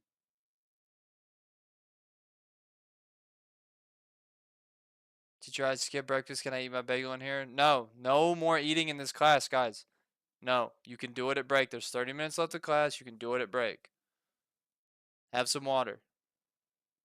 May I places use the hall pass? Absolutely not, Sean. You just got here. You should have handled what you had going on before you walked were in. explicitly considered provinces under Rome. Even though The Rome world was doesn't still a revolve around republic you, and bud. didn't yet have an emperor, it absolutely possessed forget an about it, cuz. empire by this point. After the conquest of Greece and the acquisition of the kingdom of Pergamum through a will of all things, Rome was clearly the dominant power in the Mediterranean. for the 9 But months, there was White Cartier. one thing expanding defense could not protect against: itself. So forget about it, By cuz. the mid-100s BC, If your insulin is low, you may be excused. But you can't use that excuse anymore. I'm going to let you go today. Don't do it again. Handle that before you come into my class. Rome had become rather adept at exporting violence. In 146, it capped the Punic War trilogy by burning the city of Carthage to the ground. Meanwhile, that very same year, the Roman army plundered, ransacked, destroyed, murdered, and/or enslaved every man, woman, child, and artifact in the city of Corinth to complete their conquest of Greece. This was a banger year for Rome's cartographers, who had the happy task of painting a beautiful shade of red all across Greece and North Africa, but it was a mixed bag at best for the new subjects, not citizens, who lived there. Violence was a key ingredient of Roman statecraft abroad, and with such a thin line between the military and political establishments, we shouldn't be surprised when someone applies that same thinking to local politics. Oh no!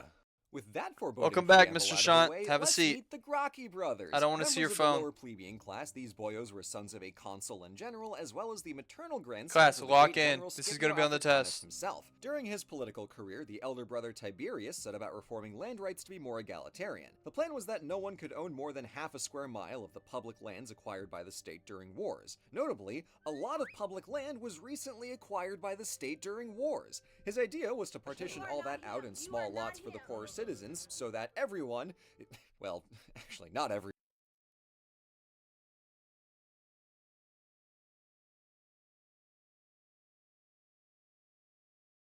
but all the citizens had a farm and livelihood to call their own. Jack, The I'm thing not gonna is, tell you a again. version of Shut the hell up. Stop being a tattletale. Just take the notes, bud. Just take the notes. Marlboro, I don't want to see your hood up. Take the hood off. Look, I don't care if the haircut's bad. Take the hood off. Not in my classroom.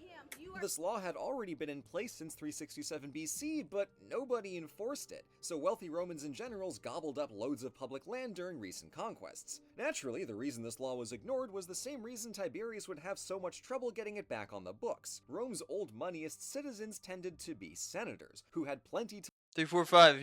If you're having a hard time seeing, walk to the front. You can post up on the side over there. No one's judging you for that. lose from a law that capped a considerable source of their family wealth. But Tiberius was not a senator himself. Rather, in 133 BC, he held the office of tribune. In centuries past, this was the only office available to the lower plebeian class, but generations of reforms and good old-fashioned bullying eroded the social, political, and financial barriers between patricians and plebeians. And as a result, the tribune was no slouch. But put the bagel up. You had one bite, put it up. I don't know why y'all are trying me today. I really don't. I don't know why y'all are trying me today. It's like we have a good week, and you get in here, and you push me to my limits. Stop it. It's Monday. It's the first. We're not starting off the week on a good foot, guys. Guys, if I give you an inch, don't take a mile. You know what I'm saying? Don't do that. Hey, Sean, no, sir. Stop saying penis. I already threw 2 people out for that. Welcome back to class, Nick. Having the authority Don't to laugh veto at that, many guys. It's government not actions funny. and upper magistrates. Tiberius' own father used this veto to save Scipio Africanus from a sham bribery trial back in the 180s BC, which is supposedly why Scipio's daughter was swiftly betrothed into the Gracchi family. That particular sidebar So will forget remain about it, cuz. unexplored, but the relevant Yo, point Jim, is thank you how for the Rome's prime. weaponized gridlock pressured the Senate to act in the interests of the plebeians. Except this time, as Tiberius pushed his legislation through the plebeian assembly, the senators pressured an aristocratic-leaning tribune to veto it. This So forget was about it, legal. cuz. Jim, can I please use the restroom? Buddy, you just came to the class. No, sit down. If you can't find a seat, stand up at the back. No, you should have gone before you came. There's 25 minutes left of class. Hold it.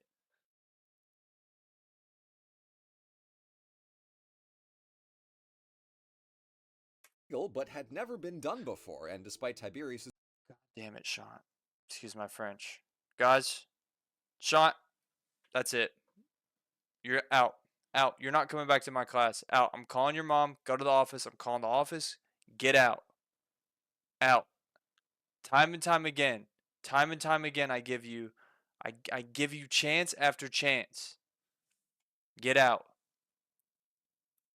requests, neither the Senate nor the other tribune would budge, so Tiberius took a similarly unprecedented step and had the other guy deposed, voiding his veto, and then finally Mr. Smokes Mid, I saw you eat 3 Big Macs in your car in the staff parking lot. No, you didn't.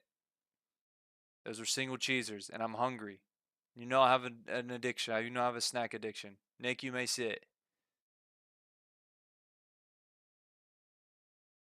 passing the reforms with him and his family in charge of divvying up the plots to landless citizens. Now, with all that done, even for the Romans who liked these reforms, that last bit was a little shifty. A frivolous veto was one thing, but deposing a tribune and then passing a law with blatant conflicts of interests made Tiberius look dangerous. And just like that, Rome's proto-socialist fave became problematic. Honestly, the political machinations at play here are a fascinating showcase of how Romans began breaking constitutional customs before they got to outright breaking the Republic. But let's not get off track. I promised you a body count, so here is the fun part. Fearing persecution Body once he count. left office, Tiberius took another unprecedented step of running for a consecutive Hold second on. term as tribune, which his opponents interpreted How many as a did triangle Tiberius power crack? grab on top of his existential threat to their wealth. Unfortunately for them, the land reform was popular, and Tiberius' enemies in the Senate figured he would win his re-election for tribune, so the Pontifex Maximus and several senators went over to the assembly with the intent to cause a ruckus and stop the vote counting.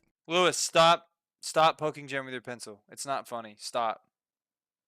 But the ensuing scuffle got out of hand, and without any weapons, they grabbed what was available and subsequently beat Tiberius to death with clubs and chairs. Oh, As we no. will see later, stabbing Caesar with knives was one thing, but using chairs? Now that's a full body workout. That takes intent and a good deal of persistence. This was the first time the Roman instinct for violence had turned inward and spilled into Republican politics, and with that blood-red line so spectacularly crossed, boy oh boy, it would not be the last. Frankly, the senators were already in too deep to just go home and change, so they proceeded to kill another 300 of Gracchus's supporters, thus introducing Holy. the concept of political martyrdom and removing any prejudice against the expediency of assassination.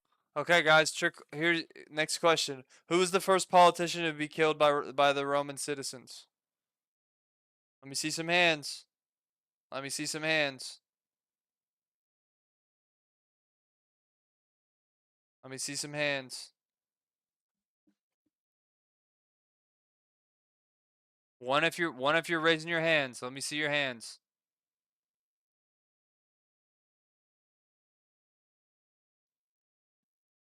Jim, go. Who was it?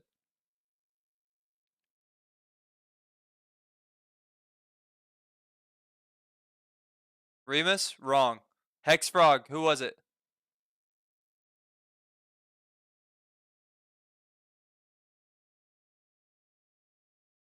This is going to be on the test, guys. You need to know this. It's not 6-7. Guys, if I hear 6-7 again, you know I don't have that app. I don't know what's going on So it. forget about it, cuz. Stop saying it. Sean, no more middle fingers. Buddy, you're cruising for a bruising, all right? And if your parents don't do it, I will. I'm not afraid to get fired again. Second for it. Thank you for 23 months. Blaze, what's the answer?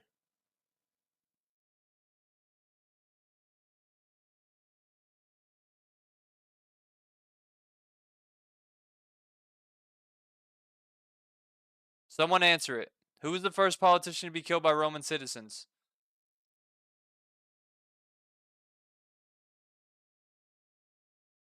Jack, good job. That's not LeBron James. Sean, I don't need a troll in here. Hey, buddy, is my class taking place under a bridge? I didn't think so. No, stop the trolling, all right? Cut the trolling out. So forget about it, It's cuz. Tiberius. Let's go on the test.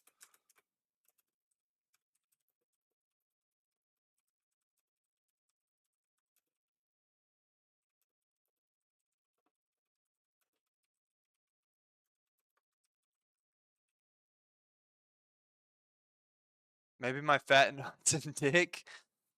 Oh, buddy. Hey, get him out of here. I don't want. Hey, no, sir. Not in my class. Not in my class. You don't talk to me that way. Oh man, I'm laughing. You know, I'm laughing that you even had the audacity to say something like that to your teacher. Get him out. Assassination. Now, with that point made, I mentioned Tiberius had a brother. That would be Gaius, and his story Is Lewis still in here? Well, let's see for ourselves. I got off. Gaius was unfazed by his brother's grisly demise and embarked on even more aggressive reforms when he became tribune in 123. These new policies included redoing the provincial tax system so income went back to Rome instead of the governors, then using that new revenue to offer low-priced wheat for the Roman people. Elsewhere, he And CC, if you're still in here, I don't know if you came back into the classroom or not. I better not see you politicking with the lunch ladies again after class. Leave them alone. They're not your friends. You understand me? They're not giving you more food. You don't have to be that friendly. They're trying to do their jobs. cut down on bribery in the courts and stop the Senate from playing favorites with consuls. Gaius's consistent strategy was to prevent senatorial corruption by elevating the equestrian class to advisory positions and oversight roles in the Republic. Far more daring than Tiberius's little old land laws, this thicko slate of reforms touched nearly every level of government, from revenue to public programs and courts to consuls, so it could only be passed with big help. Gaius allied with the equestrians, offering them new authority and prestige in What's my exchange body for passing count those teach? laws to help 16. the poor Next and question. make the Republic run smoother. That all sounds good and noble, but let's remember that Gaius's brother was f***ing assassinated, so the man justifiably held a grudge. To that end, he limited the Senate's power to prosecute without the Assembly's consent and forbade anyone deposed by the Assembly from holding any other office. On paper, that's a power grab for the Assembly, but those are also just reasonable laws, so despite all the reasons the Senate hated him, he remained extremely popular with the Roman people, securing a second consecutive term as tribune in 122. But it's here that Gaius played himself by raising the question of citizenship. Essentially, Rome was Rome, and proper Romans were citizens, but outside of Rome, the Latin-speaking population weren't citizens, and the other Italians in the peninsula had even fewer rights than the Latins. Gaius sensed widespread discontent among these allied non-citizens, and figured he could win them over by giving Latin rights to free Italians and making the Latins into full citizens. One can imagine how such a grateful new voting bloc would happily elect Gaius into everything forever, but while this solution was rather clever, it was intensely unpopular with every class of citizen in Rome. So the measure completely failed, his popularity plummeted across the board despite his astounding reforms, and he handily lost his next election for tribune. Wait, hold on, this isn't an assassination, this is just realpolitik. Ah, damn it. Wait, there's another page. Oh, yeah, okay, here we go. So, one of Gaius's pet policies was setting up new colonies of Roman citizens in Carthage and Italy, so that proper Romans had a place to live in these shiny new provinces they killed so many people to get. But the new tribune proposed to dissolve these colonies, so Gaius triggered illegal protests about it, and Dude, I don't know if I can keep watching this.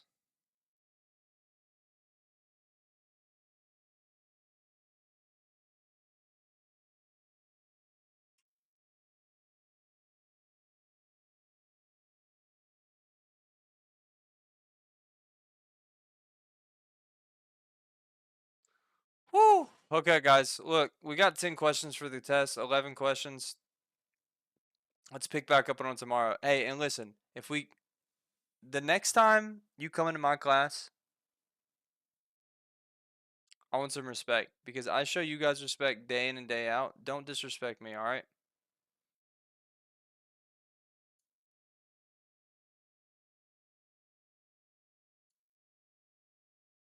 That's all I'm asking.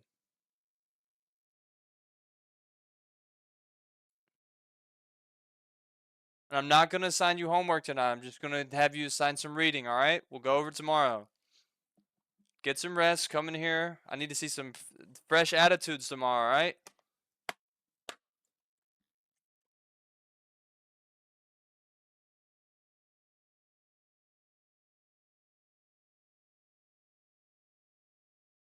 Oh, hold on. We're getting some views.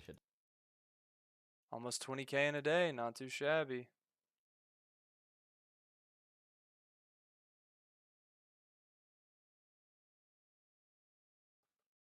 What should we play, dude?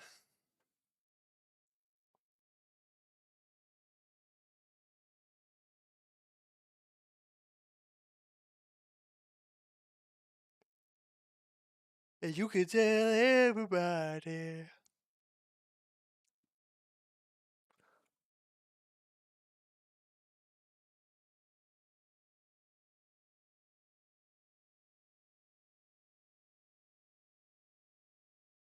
Well, actually, Sean, that's where you're wrong, buddy. Was the establishment of a Republic of Rome a reorganization of authority, or was it more political revolution? It was actually a reorganization of authority. There was no revolution going on there.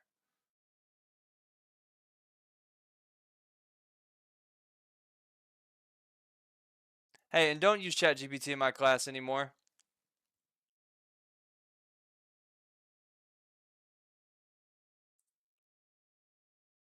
Hey, you keep using ChatGPT, you're not gonna learn a damn thing. Is Grok allowed? No. Matter of fact, if you have Grok, get out.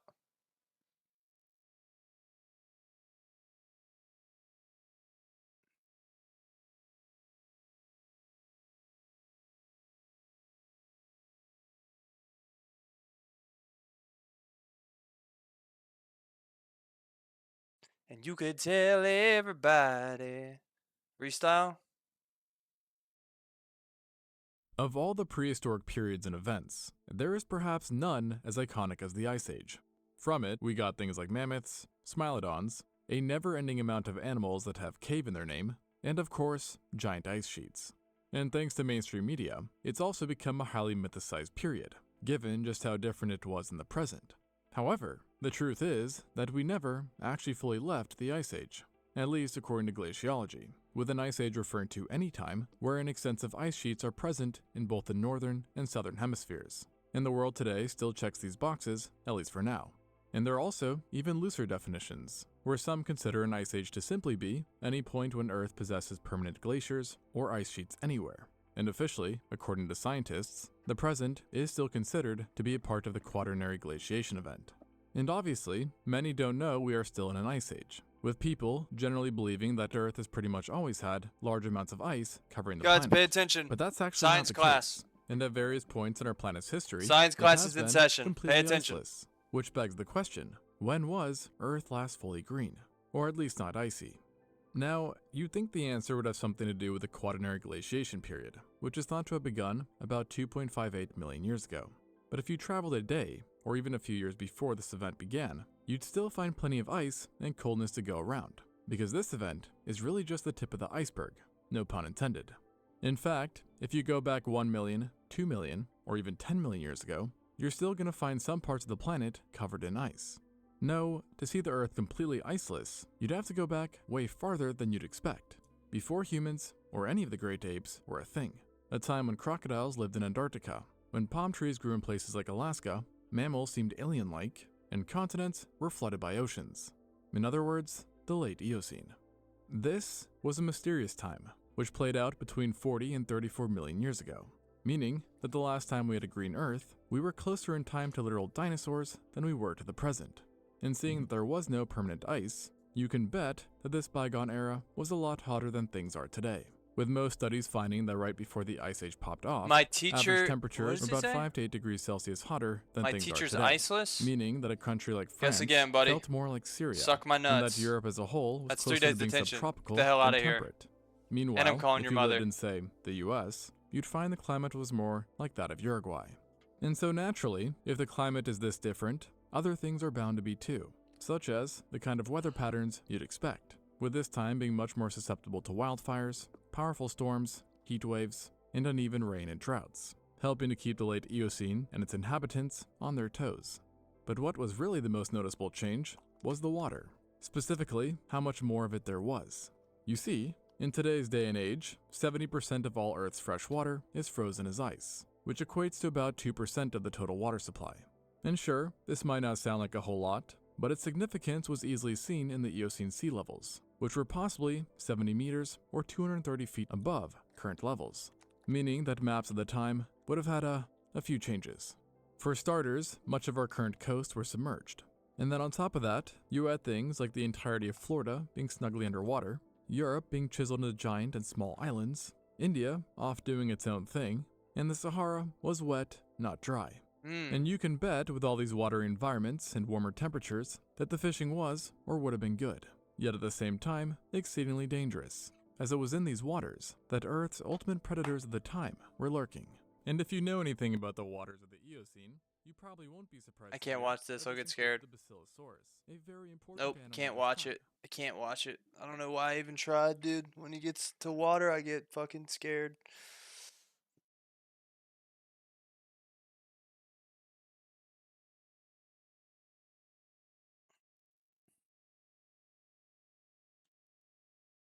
Damn, should we watch baseball glove break-ins?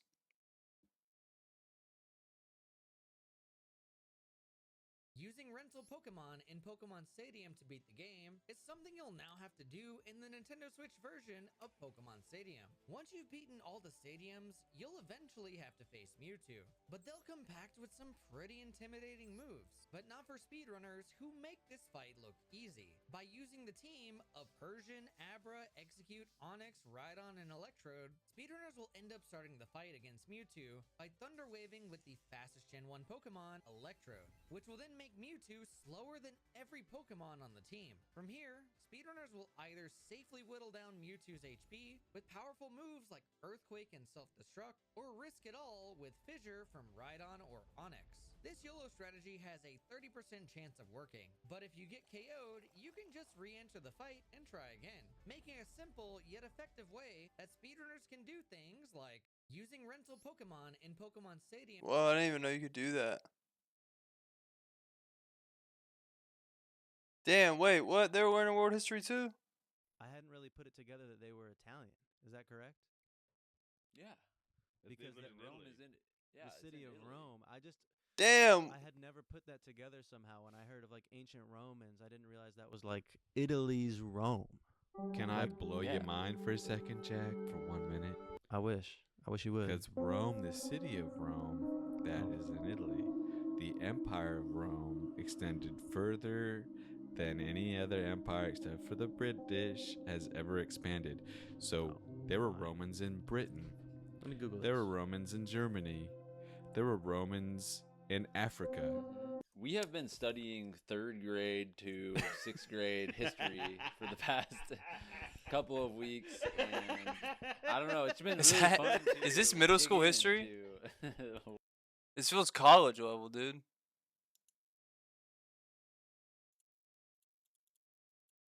Wait, there's another page. Oh, yeah, okay, here we go. So, one of Gaius's pet policies was setting up new colonies of Roman citizens in Carthage and Italy, so that proper Romans had a place to live in these shiny new provinces they killed so many people to get. But the new tribune proposed to dissolve these, setting up new colonies of Roman citizens in Carthage and Italy, so that proper Romans had a place to live in these shiny new provinces they killed We so need many like a people to get. fucking But the new shorter tribune one, dude. proposed to dissolve these colonies, so Gaius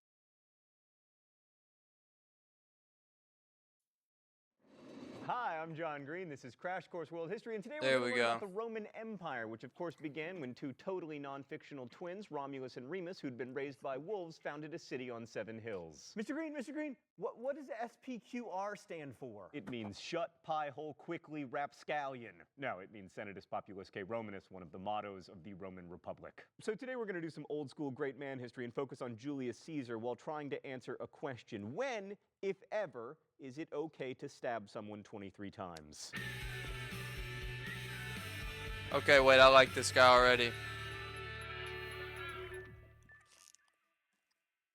Shakespeare answers that question by saying that Roman senators killed Caesar because he was going to destroy the Roman Republic. But even if that's true, we still have to answer whether A, the Roman Republic was worth preserving, and B, whether Caesar actually destroyed it. One of the things that made the Roman Republic endure, both in reality and in the imagination, was its balance. According to the Greek historian Polybius, the 3 kinds of government, monarchy, aristocracy, and democracy, were all found united in Rome. And it was no easy thing to determine with assurance whether the entire state was an aristocracy, a democracy, or a monarchy. At the heart of this blended system was the Senate, a body of legislators chosen from a group of elite families. Rome was divided into 2 broad classes: the patricians, a small group of aristocratic families, and the plebeians, basically everyone else. The Senate was sort of a mixture of legislature and giant advisory council. Their main job was to set policy for the consuls. Each year, the Senate would choose from among its ranks This is 2 co-consuls. Hank Green's brother?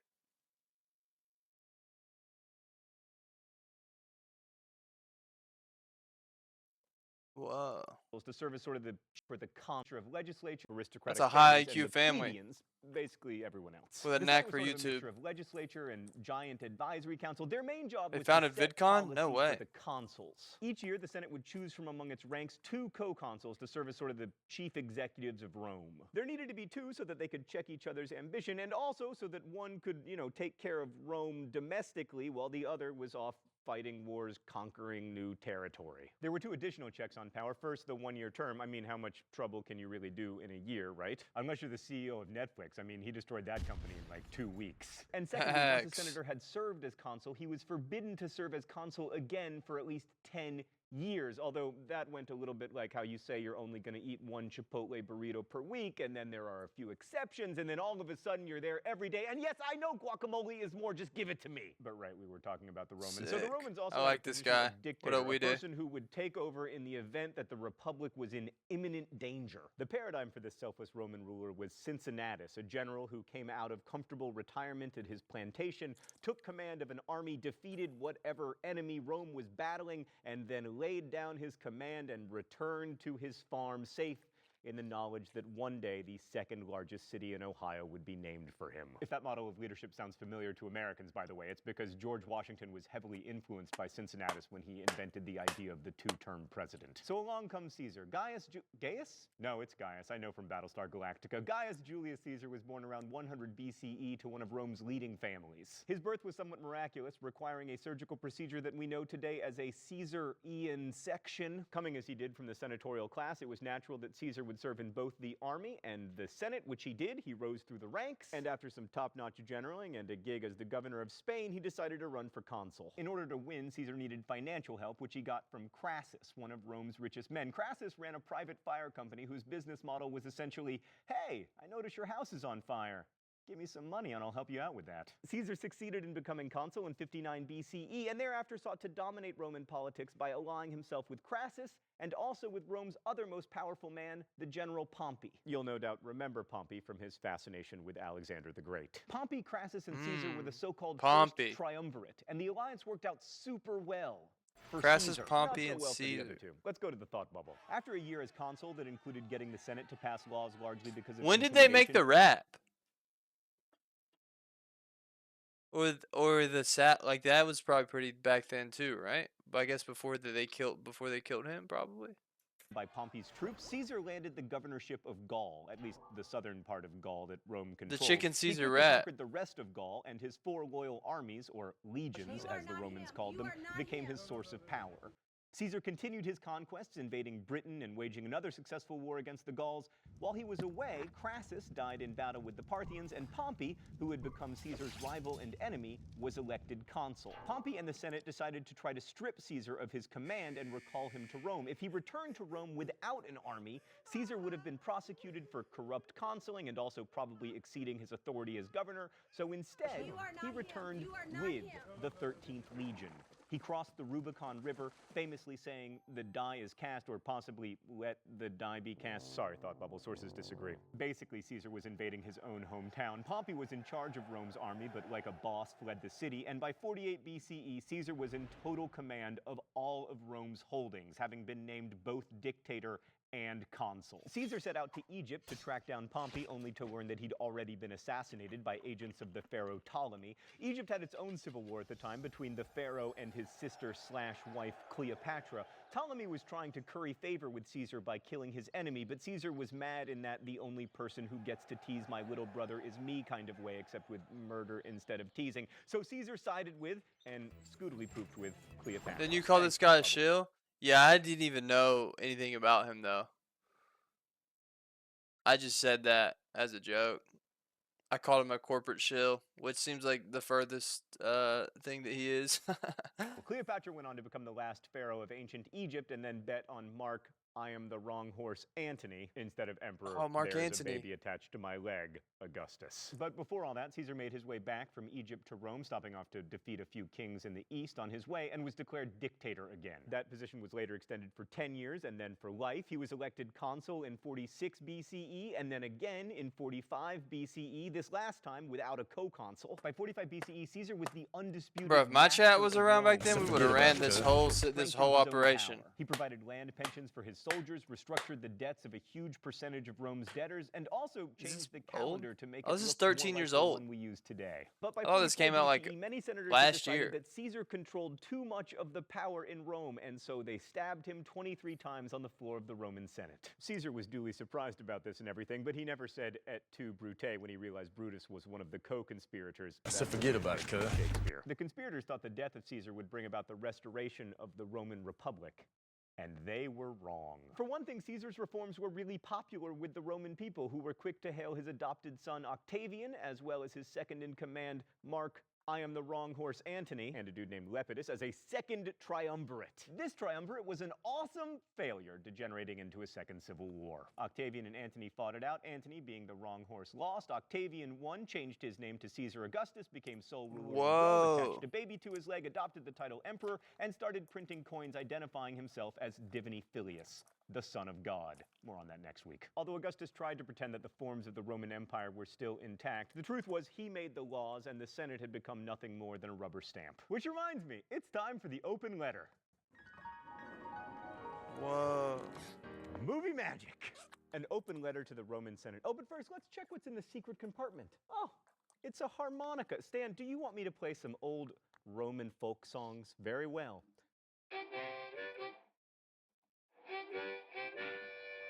There's no way that's an old Roman folk song. Stan, I just want to thank you for doing such a good job of overdubbing there.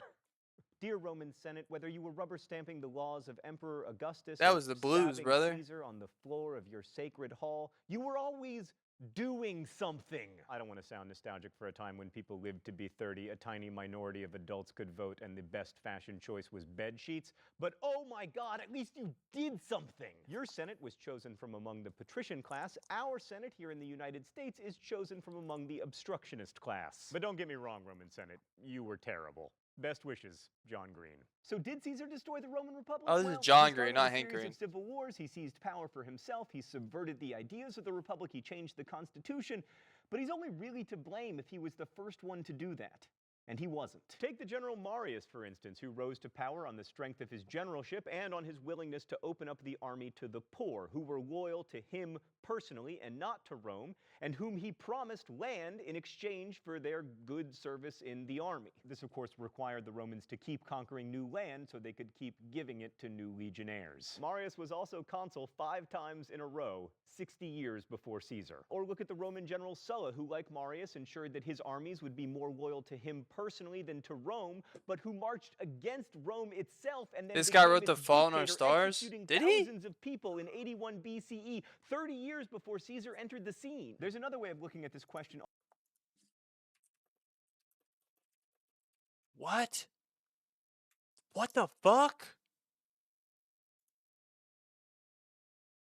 Altogether, if we dispense with great man history, maybe Rome became an empire before it had an emperor. Like, remember the Persian Empire? You'll recall that that empire had some characteristics that made it imperial, like a unified system of government, continual military expansion, and a diversity of subject peoples. The Roman Empire had all 3 of those characteristics long before it became the Roman Empire. Like, Rome started out as a city, and then it became a city-state, and then a kingdom, and then a republic. But that entire time, it was basically comprised of the area around Rome. By the 4th century BCE, Rome started to incorporate its neighbors, like the Latins and the Etruscans, and pretty soon they had all of Italy under their control. But that's not really diversity of subject peoples. I mean, nothing personal Italians, but you have a lot of things in common, like the constant gesticulations. If you want to talk about real expansion and diversity, you got to talk about the Punic Wars. These were the wars that I remember primarily because they involved Hannibal crossing the Alps with freaking war elephants, which was probably the last time that the elephants could have risen up and formed their awesome secret elephant society with elephant planes and elephant cars. In the First Punic War, Rome wanted Sicily, which was controlled by the Carthaginians. Rome won, which made Carthage cranky, so they started the Second Punic War. In 219 BCE, Hannibal attacked a Roman town, then led an army across Spain, and then crossed the freaking Alps with elephants. Hannibal and his elephant army almost won, but alas, they didn't, and as a result, the Romans got Spain. People in Spain are definitely not Romans, despite Russell Crowe's character in Gladiator. Well, they which did means that win by one battle. 201 BCE, Rome was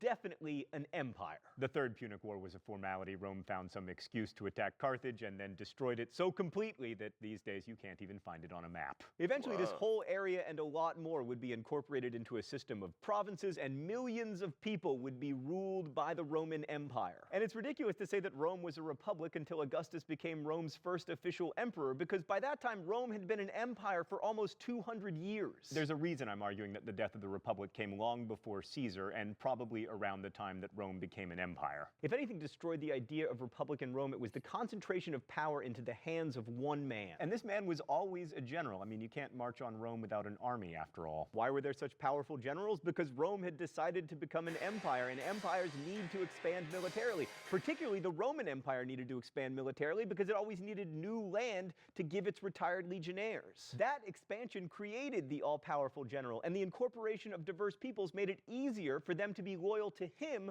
rather than to some abstract idea of the republic. Julius Caesar didn't create emperors. Empire created them. Next week, we'll be discussing Christianity, so that shouldn't be controversial. Until then, thanks for watching. Crash Course is produced and directed by Stan Muller. Our script supervisor is Danica Johnson. The show is written by my high school history teacher, Raoul Meyer, and myself, and our graphics team is Thought Bubble. Last week's phrase of the week was pre-distressed designer jeans. If you want to guess this week's phrase of the week or suggest new ones, you can do so in comments, where you can also ask questions about today's video, which our team of historians will endeavor to answer. Thanks for watching, and as we say in my hometown, don't forget to be awesome. Wow, he is a real one. Oh, they still make videos.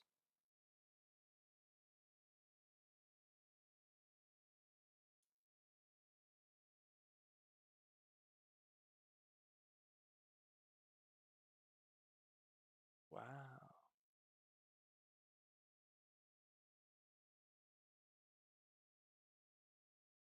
You are not him. You are not him. Hi, I'm John Green. This is Crash Course World History, and today we're going to talk about World War II. Finally, a war with some color film. So here at Crash Course, we try to make history reasonably entertaining, and fortunately, I love that he's a World War II polo was warrior. hilarious, said no one ever. Mr. Green, is this like going to be one of the unfunny ones where you build to the big melodramatic conclusion about how I have to imagine the world more complexly? Me from the past, as long as you have that 8th-rate soup strainer, I'm not even going to acknowledge your existence. Wow. I like that. This guy rocks, dude. How did I miss this 13 years ago? World War II from movies and books, the History Channel before it decided that swamp people were history, the incessant droning of your grandparents, etc. We're not going to try to give you a detailed synopsis of the war today. Instead, we're going to try to give a bit of perspective on how the most destructive war in human history happened and why it still matters globally. So one of the reasons history classes tend to be really into wars is that they're easy to put on tests. They start on one day and they end on another day, and they're caused by social, political, and economic conditions that can be examined in a multiple choice kind of manner, except not really. Like, when did World War II start? In September 1939, when the Nazis invaded Poland? I'd say no. It actually started when Japan invaded Manchuria in 1931, or at the very latest, when the Japanese invaded China in 1937. The Japanese were on one back then. Until 1945. Then again, you could also argue 1933 when Hitler took power, or fighting until 1933 latest when the Japanese invaded China in 1937, because they didn't stop fighting until 1945. Damn. Then again, you could also argue 1933 when Hitler took power, or 1941 when America started fighting. It's complicated. But anyway, in China, the fighting was very brutal, as exemplified by the infamous rape of Nanking, which featured the slaughter of hundreds of thousands of Chinese people, and is still so controversial today that 1, it affects relations between Japan and China, and 2, even though I have not described it in detail, you can rest assured that there will be angry comments about my use of the word slaughter. But the World War II we know the most about from movies and TV is primarily the war in the European theater, the one that Adolf Hitler started. Hitler is the rare individual who really did make history. Specifically, he made it worse. And if he hadn't existed, it's very unlikely that World War II would have ever happened. But he did exist. And after coming to power in 1933 with the standard revolutionary promises to return the homeland to its former glory, infused with quite a bit of paranoia and anti-Semitism, Germany saw rapid remilitarization and eventually, inevitably, war. In the beginning, it was characterized by a new style of combat made possible by the mechanized technology of tanks, airplanes, and especially trucks. This was the Blitzkrieg, a devastating tactic combining quick movement of troops, tanks, and massive use of air power to support infantry movements. And in the very early years of the war, it was extremely effective. The Nazis were able to roll over Poland, Norway, Denmark, the Netherlands, and then all of France, all within about 9 months between the fall of 1939 and the summer of 1940. So after knocking out most of Central Europe, the Nazis set their sights on Great Britain, but they didn't invade the island, choosing instead to attack it with massive airstrikes. I mean, you look at this poster and think, man, the Queen wants me to finish my term paper, so I can do it. But when this poster was first produced in 1939, it was to quell terror in the face of bombardment. The Battle of Britain was a duel between the Royal Air Force and the Luftwaffe, and while the RAF denied the Nazis total control of British airspace,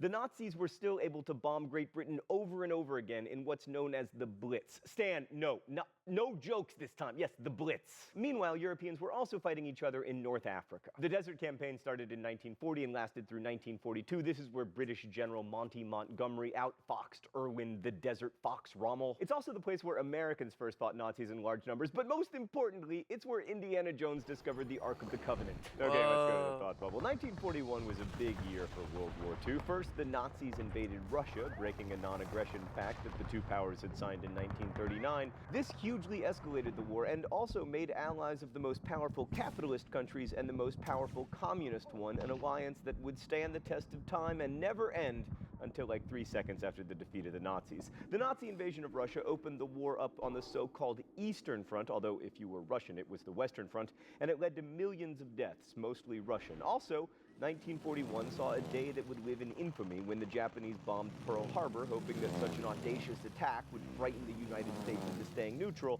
which was a pretty stupid gamble because, one, the U.S. was already giving massive aid to the Allies and was hardly neutral, and two, the United States is not exactly famed for its pacifism or political I thought they did that because they were trying to bring the U.S. into World War II. Asia, which made Australia and New Zealand understandably nervous. As part of the British Commonwealth, they were already involved in the war, but now they could fight the Japanese closer to home. And shut up about how I never talk about you Australians. I just gave you 1.5 sentences. But by the time the Americans and Australians started fighting the Japanese, it was already a world war. Sometimes this meant fighting or starving or being bombed. Other times it meant production for the war. You don't think of Argentina as being a World War II powerhouse, for instance, but they were vital to the Allies, supplying 40% of British meat during World War II. Thanks, Thought Bubble. So not to sound jingoistic, but the entry of the U.S. into the war really did change everything, although I doubt the Nazis could have taken Russia regardless. No one conquers Russia in the wintertime, unless you are, wait for it, the Mongols. What you want to play, Cheddar? Okay, we're going to skip most of the big battles of 1942, like the Battle of Midway, which effectively ended Japan's chance of winning the war, and focus on the Battle of Stalingrad. The German attack on Stalingrad, now known as Volgograd because Stalin sucks, was one of the bloodiest battles in the history of war, with more than 2 million dead. The Germans began by dropping more than 1,000 tons of bombs on Stalingrad, and then the Russians responded by hugging the Germans, staying as close to their front lines as possible so that German air support would kill Germans and Russians alike. This kind of worked, although the Germans still took most of the city, but then a Soviet counterattack left the 6th Army of the Nazis completely cut off. And after that, due partly to Hitler's overreaching megalomania and partly to lots of people being scared of him, the 6th Army slowly froze and starved to death before finally surrendering. And of the 91,000 Axis POWs from Stalingrad, only about 6,000 ever returned home. Stalingrad turned the war in Europe, and by 1944, the American strategy of island hopping in the Pacific was taking There's GIs nothing to closer. play. I'm enjoying watching history, but if you guys are bored, we can do something else.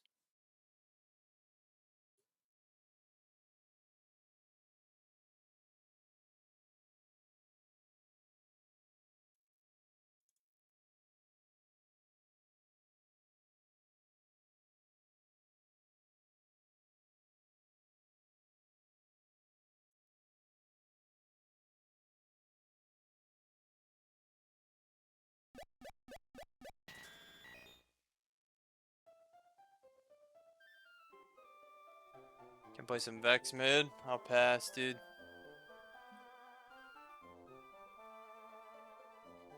We can play Pokemon Inclement Emerald and see how hard it is. Let's see if we can beat the first gym.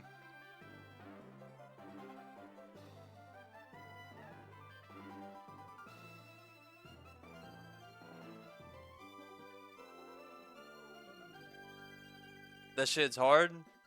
Dude, I've been playing Pokemon Radical Red on my phone on hardcore mode. And I'm getting pretty damn good at it.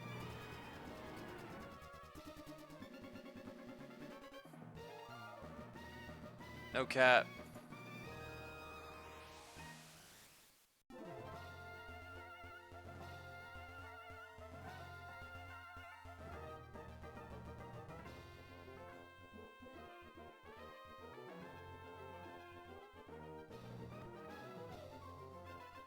Apparently this shit is tough though.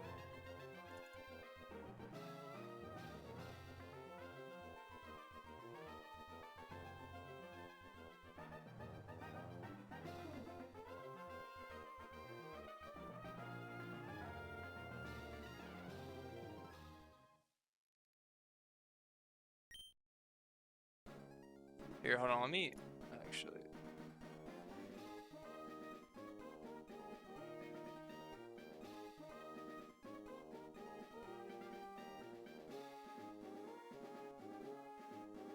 What's the best way to do this?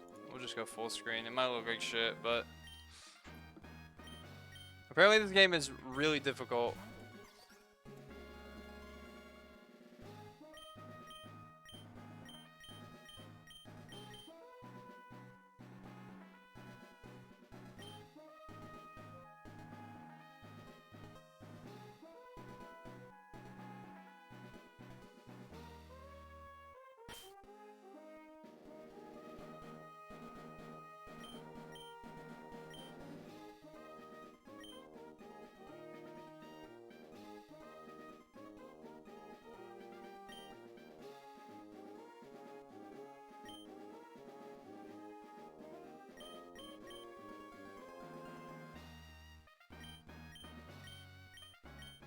Let's get right into it.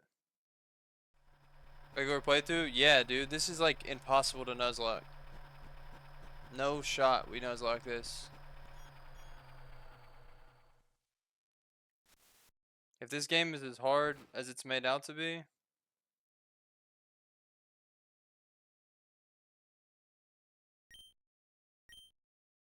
Challenging boss battles with hard level vocabulary.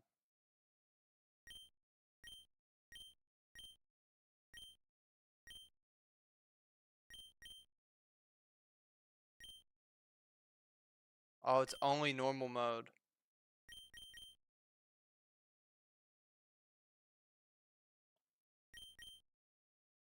Yeah, we want minimal grinding mode.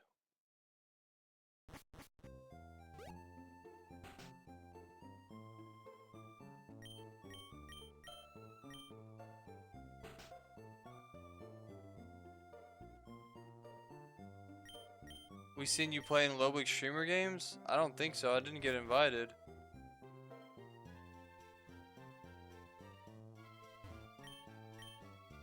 What's today's? It's 11/16.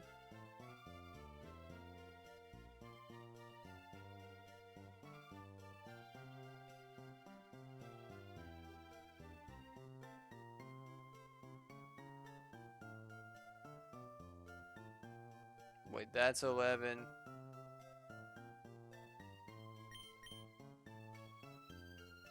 Cool.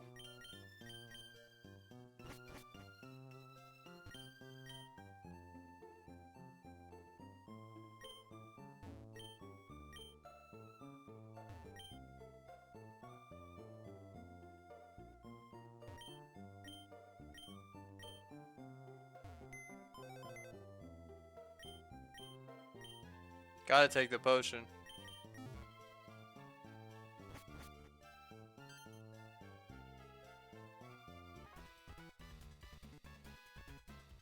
Okay. Nah, some of y'all playing Team Breath match. She's so bad. Well, she's pixels on a screen, dude. I need you to lock in, because we have a test tomorrow.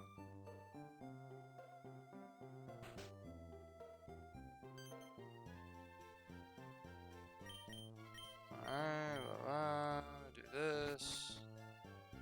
I'm gonna try to take her Pokemon. She's gonna freak out on me.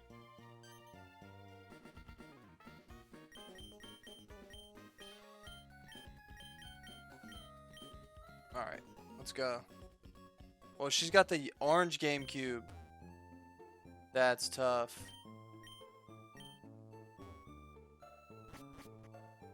All I have is the stupid purple one.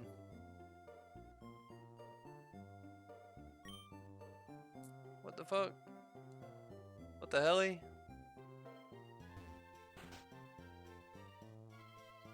Oh, he's here!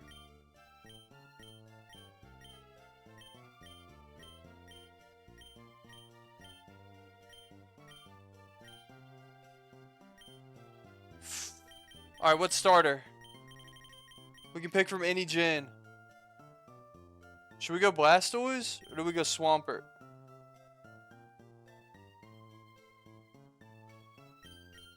Gen 5? Ew, dude. Swampert's so much better though, dude. That's what I'm using in my Radical Red playthrough though. Turtwig? Nah.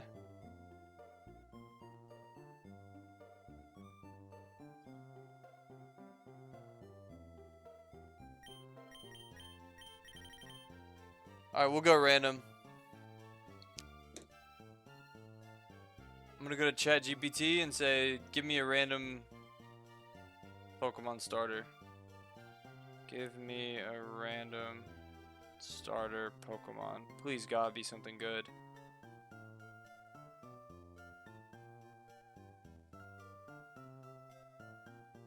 Hold on, it's thinking. Oh, Totodile! Not mad at it. Not mad at that at all.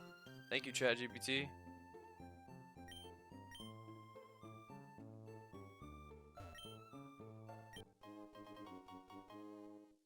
The only thing is, Totodile doesn't have a Mega,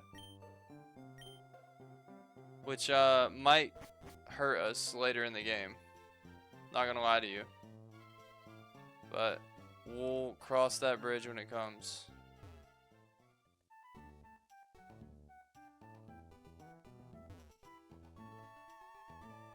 Alright.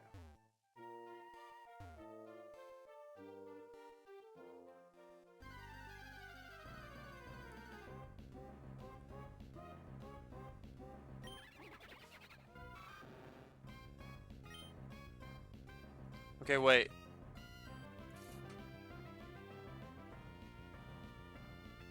Fast forward speed. Shift tab. I need to make shortcuts.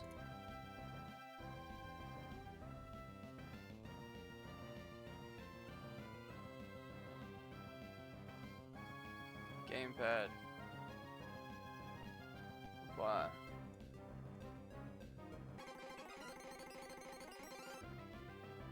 Yeah, that's too fast. Fast forward speed should be like 2x.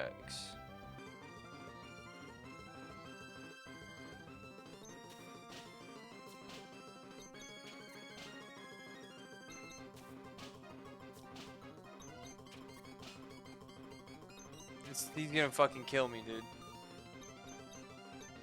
I can't even get out, bruh. God damn it. Alright, that's one wipe. Let's just go how many wipes we got in here.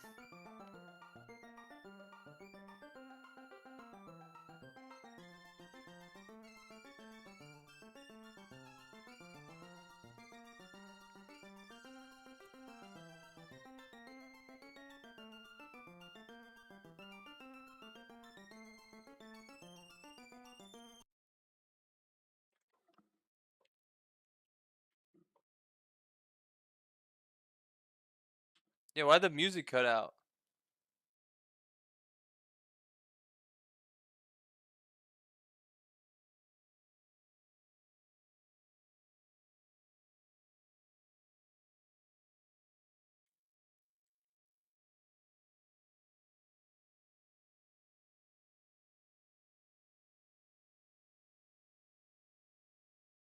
Did you hit one of the F buttons?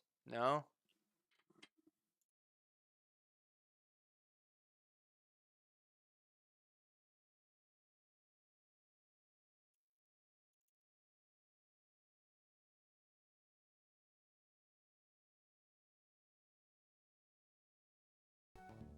Oh.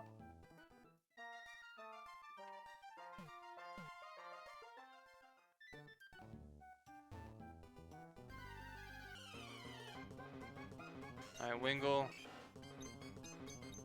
I can't fucking escape. They're all faster than Totodile, bro.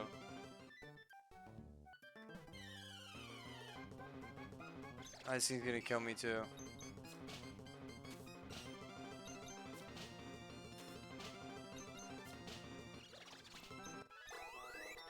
Perfect.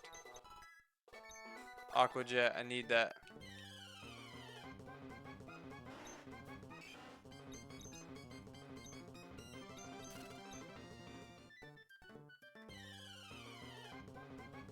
Ooh, Wooloo.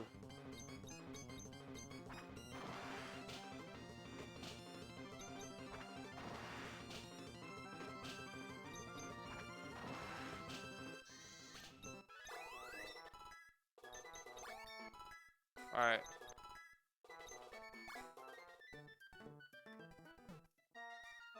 Can Totodile learn Squirt? I don't know, man. Why are you worried about that? I don't even know if Squirt's a move. Can someone fact check that? Is Squirt a move in Pokemon? I think you're thinking of Splash, bro.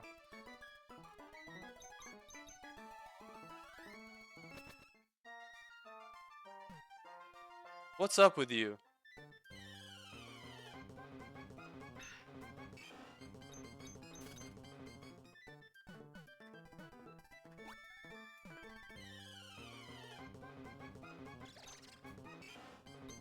Ever drank the soda Squirt? It's good.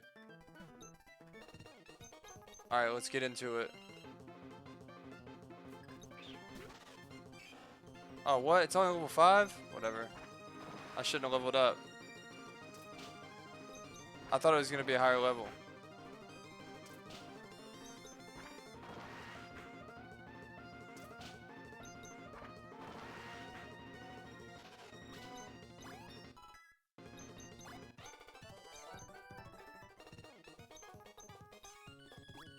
Back to the lab. We out.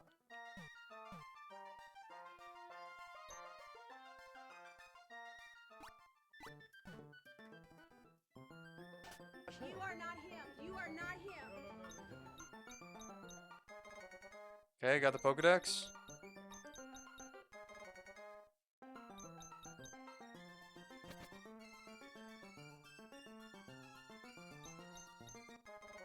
Oh, I got the infinite candy. Got the Pokevile. Infinite Repel. Dex Nav. Let's go, dude. Oh, we're good now. Can Totodile learn Cream? Bro, you got one more of those and I'm done with you. Consider that strike 2. And you'll never speak in here again. Or at least for 2 weeks. 1.2 million second timeout, bro.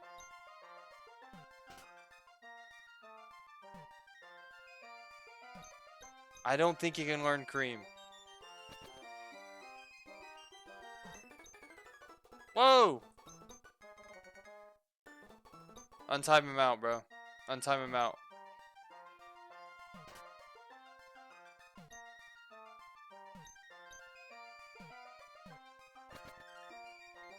Alright, now we out. Did they give me Pokeballs?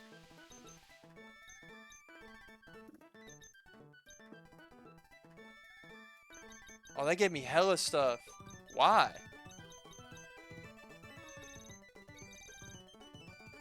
What's the point in this?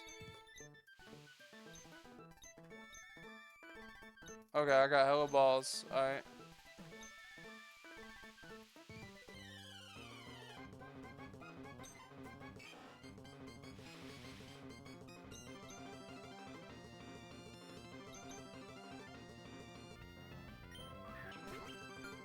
We're catching anything, bro. Cause that can be a Polytoad at some point.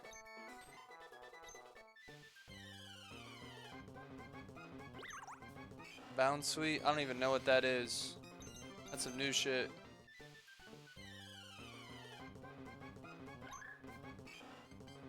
Timber.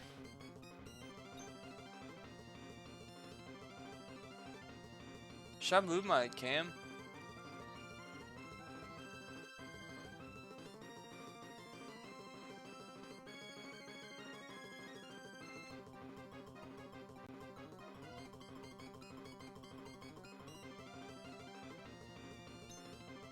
Damn, Timber is pretty good too.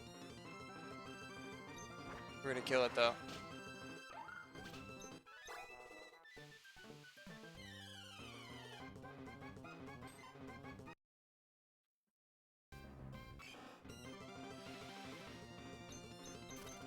You know that's Bill Burr's little brother, right?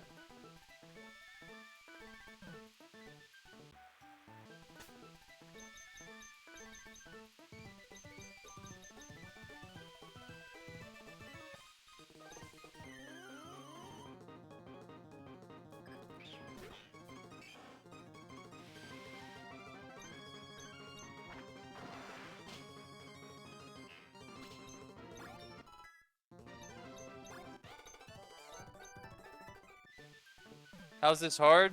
It gets really difficult. Just watch. If it's like Radical Red, it gets bad, dude.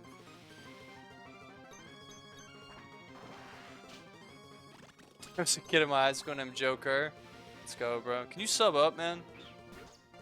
I know you got a prime.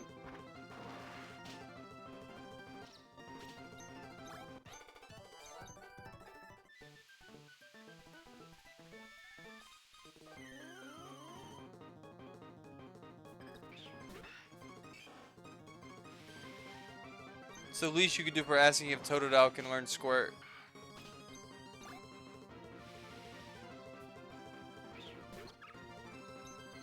I went to high school with a guy named Pat Rat.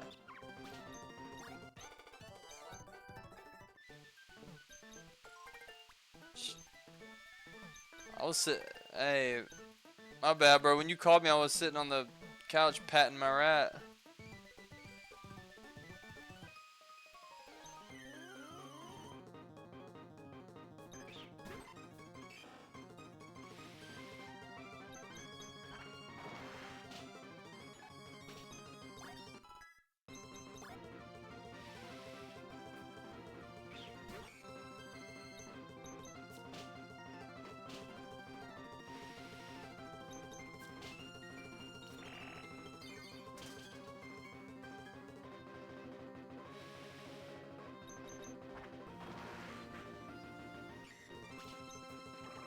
No.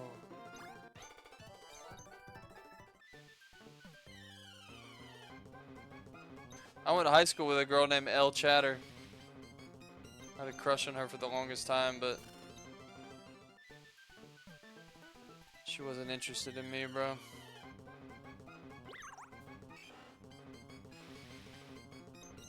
I get it though. I had acne. My breath stinked. Stunk.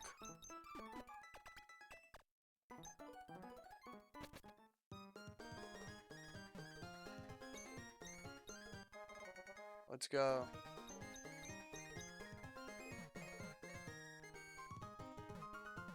Watch this, bro.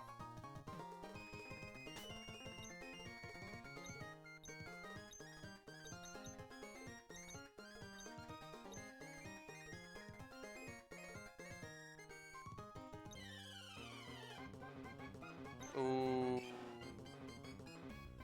We're catching it.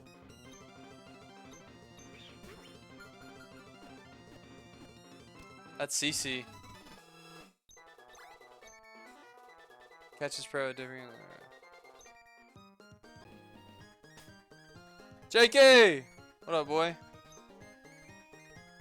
Hold on, bro. I'm locked in on Pokemon. I'm good. I was just learning about Roman history. It's a mess, dude. It was a long mess. I'll say that. What do I do here? Just keep going? God damn it. I gotta go in here and talk to my pops. I don't want to do that. Oh, he's got the slacking out. That's CC right there. There's a test tomorrow? Funny you say that. I got the study guide right here. So, tomorrow's just a quiz though. But, just in case. You're gonna want to really hone in on this one. Was Jesus a white man from Tennessee?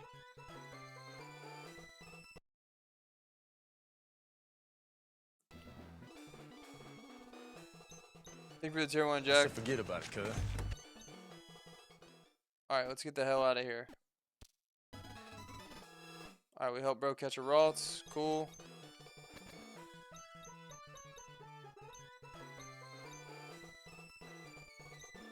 I got a battle bro one day. Which Pokemon's is? It's So forget Pokemon about it, Emerald, cuz. but it's like a hacked version of it that makes the game extremely difficult and adds a ton of new Pokemon and just new stuff to the game. Apparently it's awesome. But we literally just started like 10 minutes ago.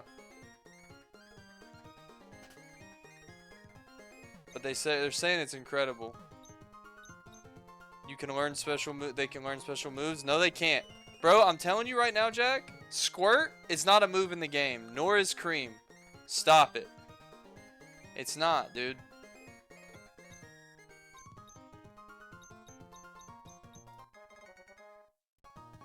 I got the EXP share, cool. Don't really need it. What about Gush? Maybe, actually. It's not a bad question, dude. Honestly, maybe.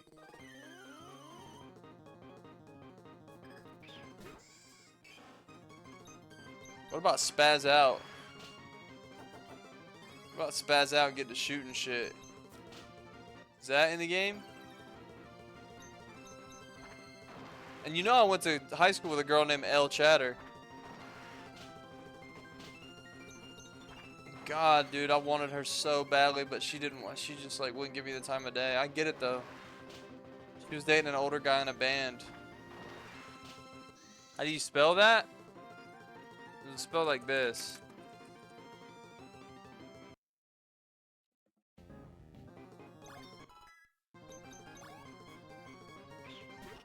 I like to imagine a world where we were together.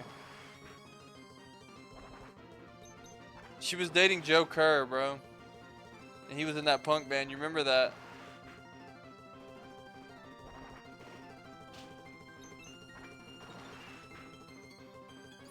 I'd do anything to make her fall with me, man.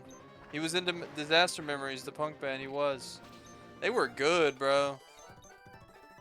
I don't know why he was 23 dating a junior in high school, but times were different, man. I wonder what she's up to now.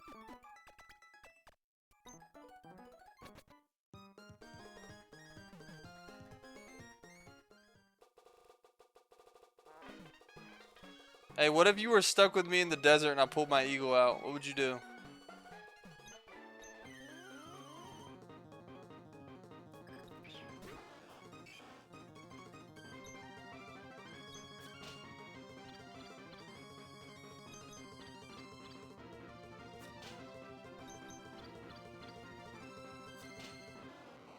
Get me to the first gym, dude.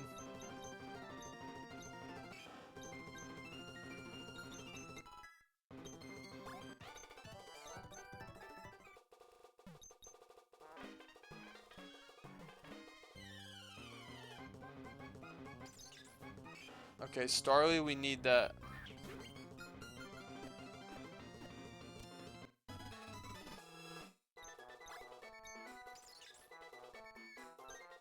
We definitely need a Starly. Lechonk, we don't need that. And thank you for the 50 gifted, Mr. Beast. What is that? Gossifleur? Don't need it.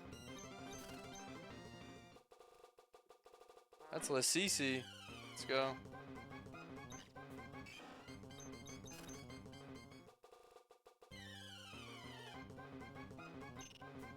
Whoa. I thought that was a shiny.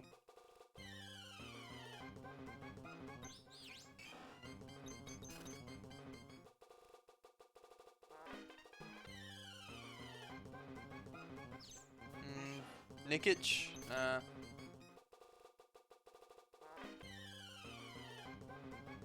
Teddy Ursa? Pretty cute, but I don't really need it.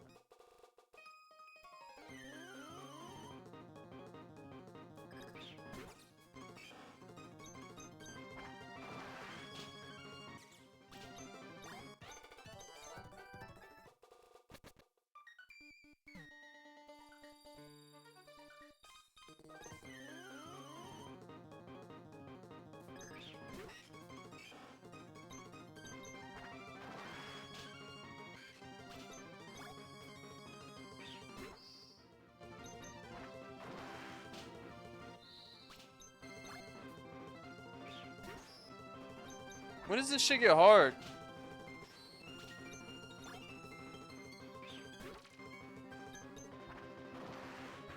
Bro, I swear.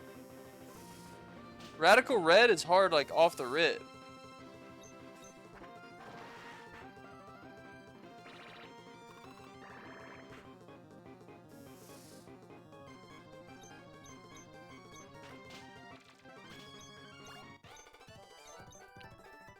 What does Totodile learn slow stroke?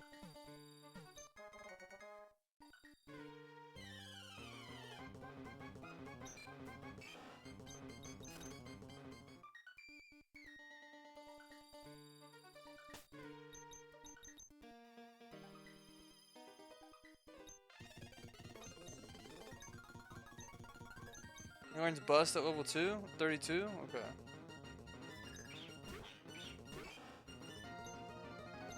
Okay, now we're fighting things more towards our level.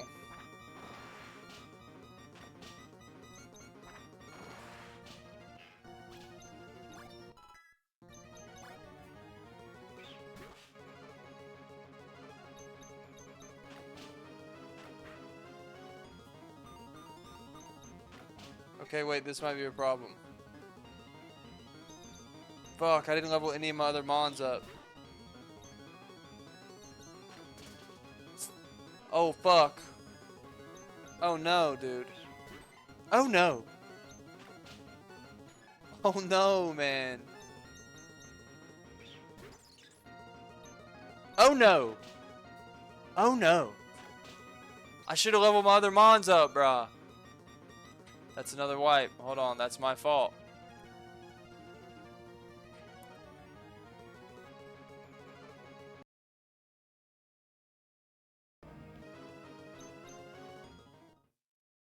That's on me.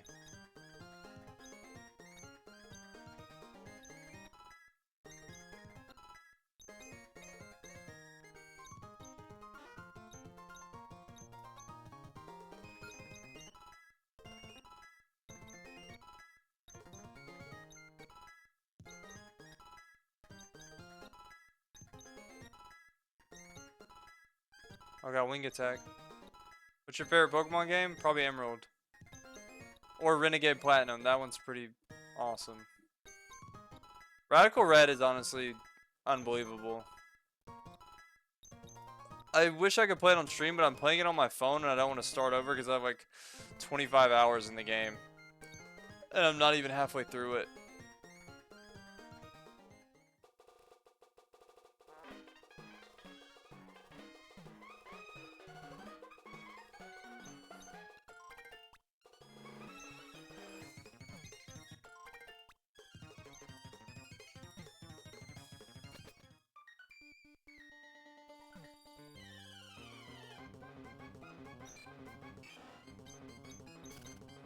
Eating some Little Caesars and Aquafina? God, that sounds good.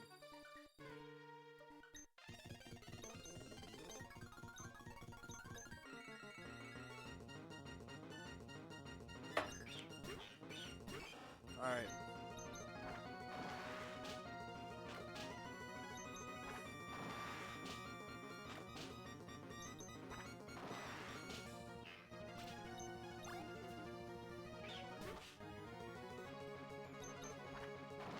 It's level 12 now? Bastard. It was level 11 last time.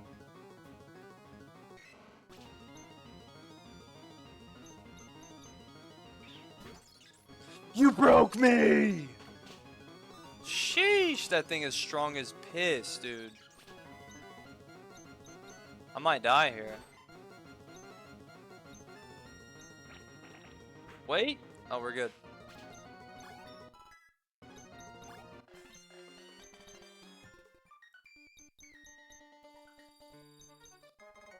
Thank you.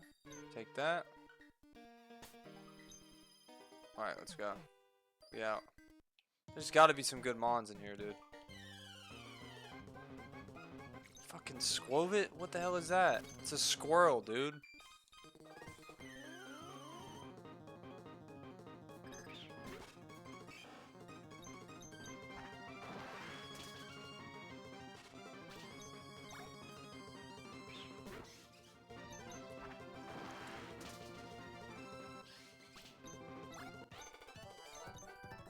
Alright, we keep going.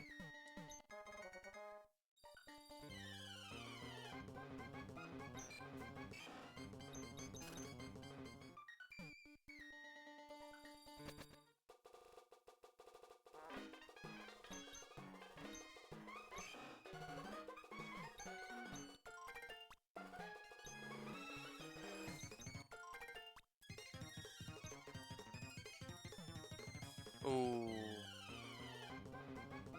Ooh, we need that.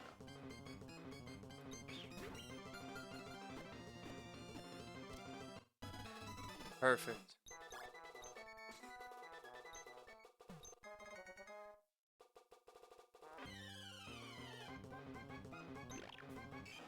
We gotta start nicknaming these Pokemon too.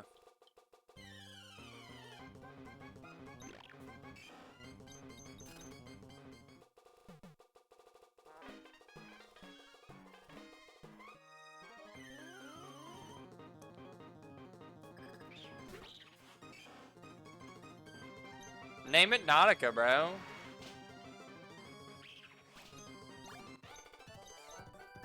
I might have to name one El Chatter.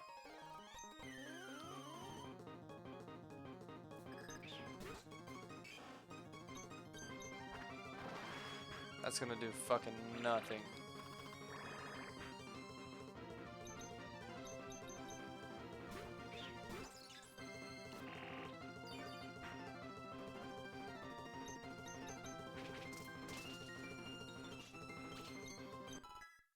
Dudes will want you to name it Nautica one sub, bro. Thank you.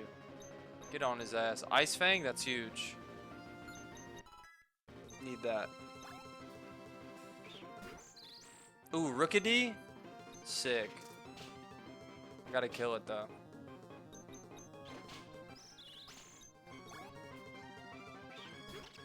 Pensage? Boom. Little grass monkey. That grass monkey! Alright, we out.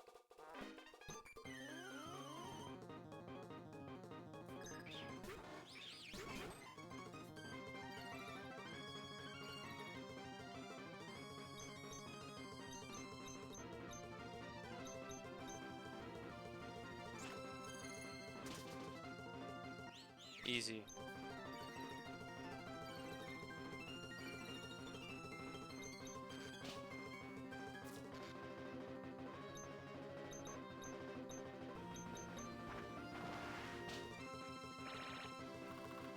Bubble?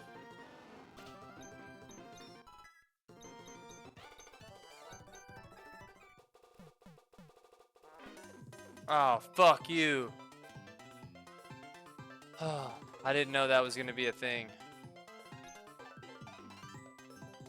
Hi Don, Cesar just passed through and told me to look out for a trainer named Alex. May seems to think you have a lot of potential and that you're so much to keep an eye on making life at time. I'm gonna be a judge of that though, so what do we have? Alright.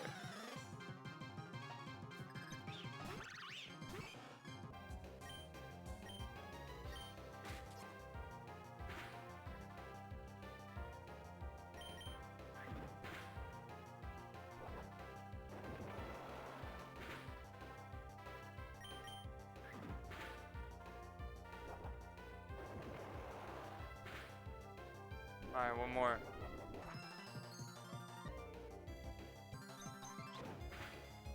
I should have put orange berries on my Pokemon.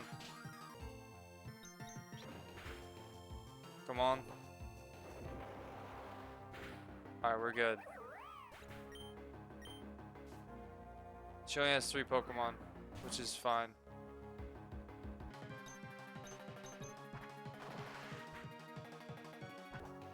Both have Aqua Jet. Okay.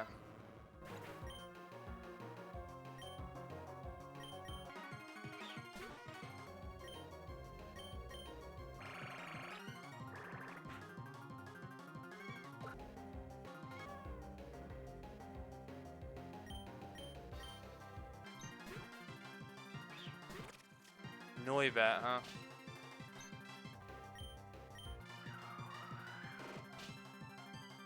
I fucking flinched off Twister?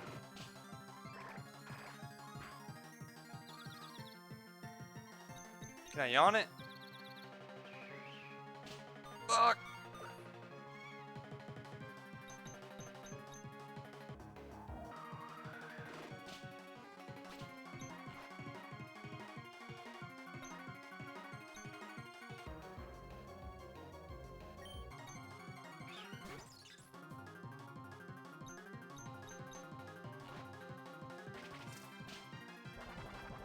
Fuck you. That gives you so much more health back. It's not a Nuzlocke, it's just a chill run. Why does that hit so hard, man? Okay. Piplup's not asleep anymore? That's trash. We'll fight anyway. Why is it not asleep anymore? Oh, that's bad.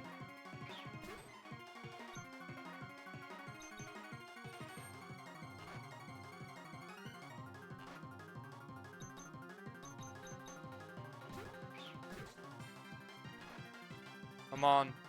Oh, Absorb is gonna not do anything. It's over, bro.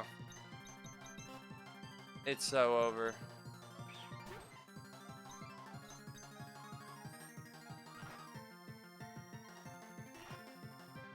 You are not him. You are not him.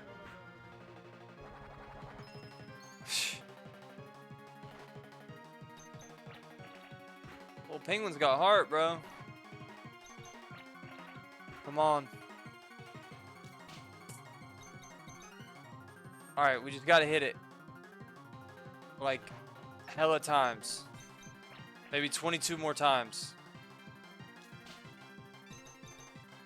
Ah! Ah! Come on. You are not him. You are not him. Crit. I need a crit. It's over. There's no way.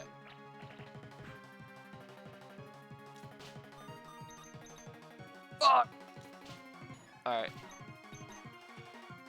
Alright, okay. I see what I'm up against now.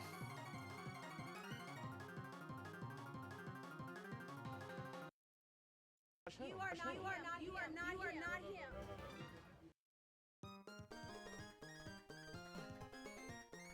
And hop on RimWorld? Bro, I'll pass. What the hell is RimWorld?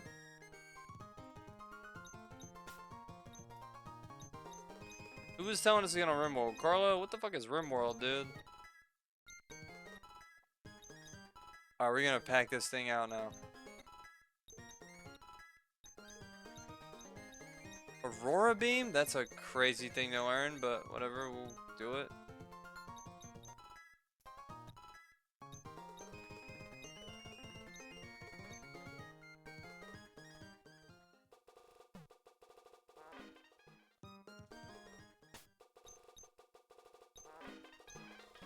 I have room for one more mon.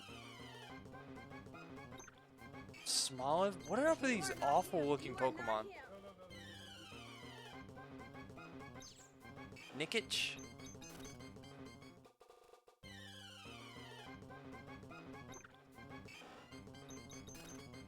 Got an idea.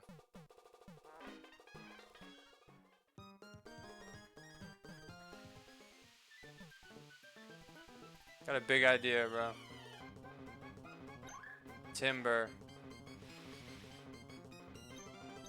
Actually, I want Krogunk, I think.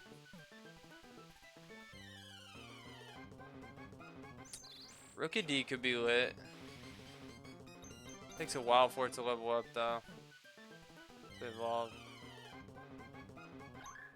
Oh, that's a shiny! Well, now we have to catch it.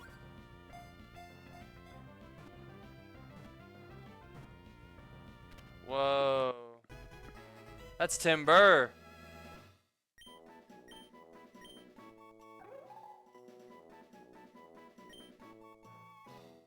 You guys don't get too excited though, because I think the shiny rates are way up in these games. Because on Radical Red I caught 2 shinies already.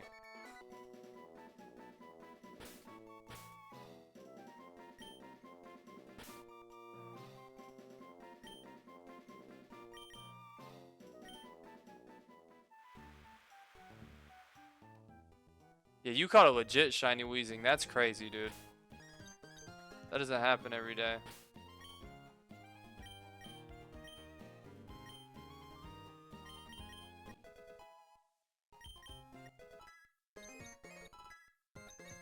Tim D. Let's go, Andrew. Thank you for the follow, bro. And you know what? That's such a good second message.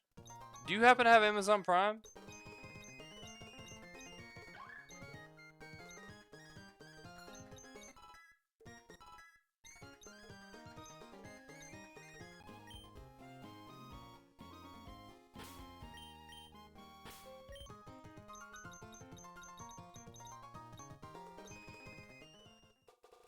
Shiny Shuppet's pretty cool, bro.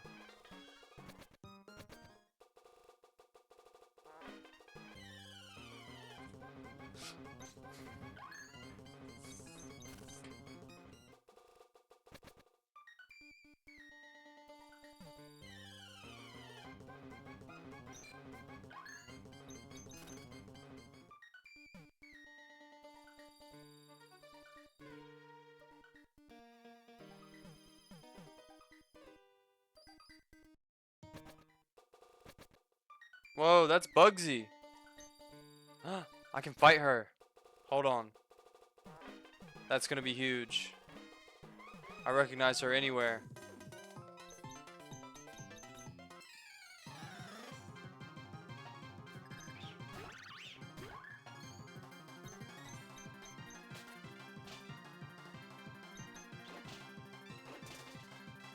Okay, wait, I might get my ass whooped here.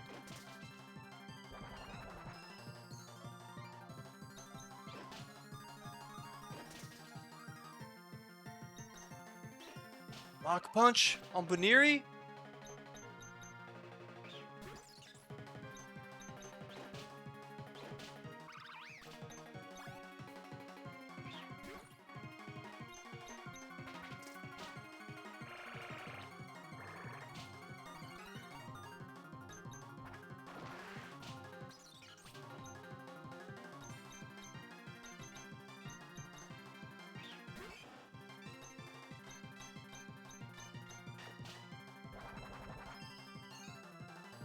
Man. Why is it not using Peck?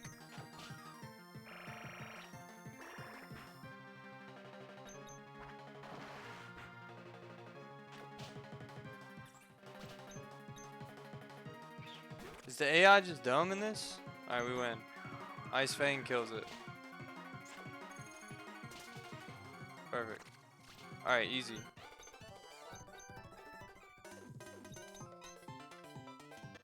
Ooh, what did I get? Oh, a bunch of berries.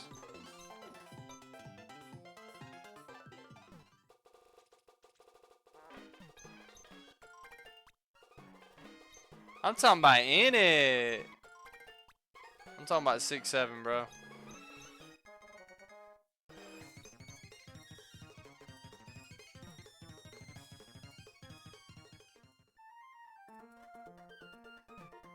Alright, get me to this gym.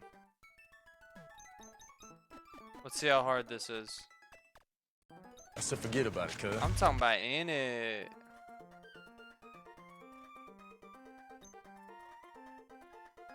Very far east on Route 116. I gotta go here. Think for the 6 months forest.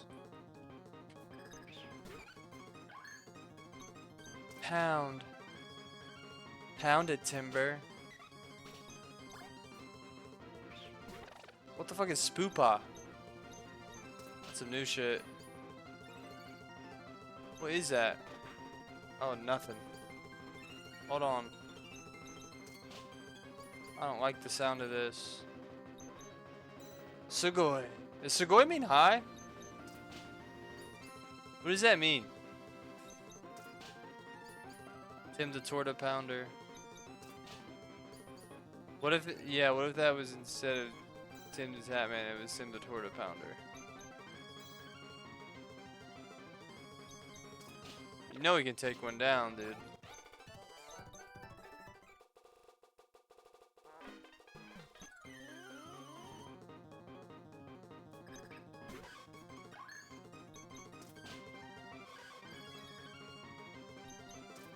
I like how they got this dude just carrying around a 2x4.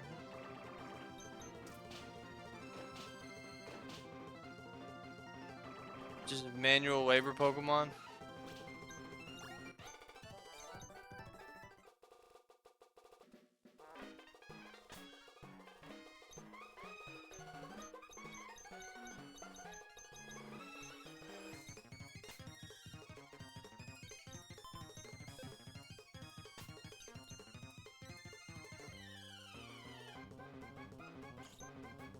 What you mean, does anyone in here flip studs? What you talking about, bro?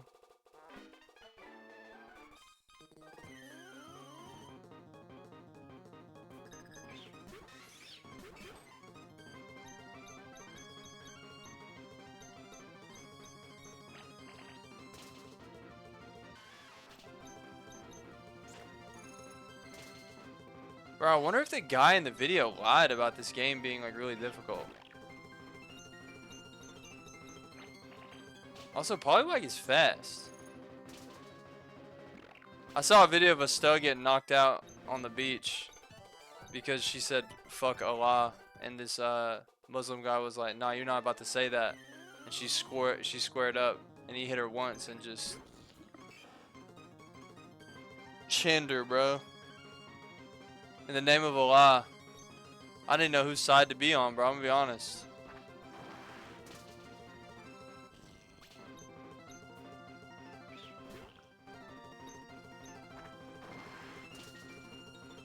You are not him. You are not him.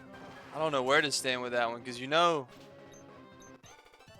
I'm pretty close to converting to Islam.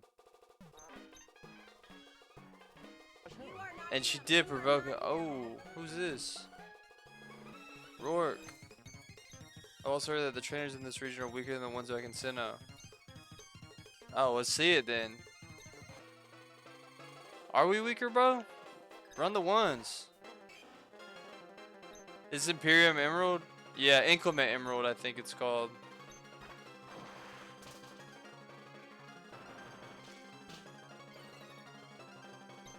Shit get wicked. And you could tell everybody. Go ahead and tell everybody.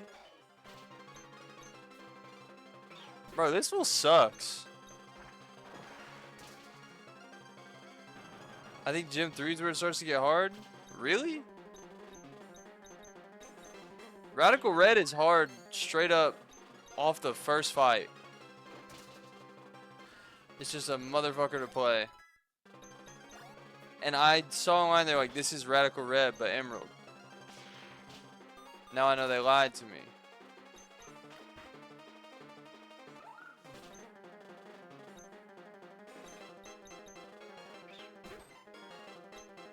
I'm gonna stick it out though. I like Tyrant, he's cute. He's a, oh, hold on, whoa. Okay, not good.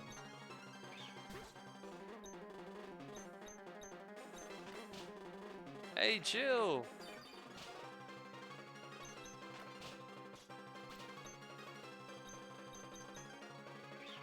Is Tomboy a Slayer? Bro, I have no idea. I doubt it. Tomboy? I doubt it, dude. You just said you flip studs. Why are you worried about if someone's offended when you say Tomboy?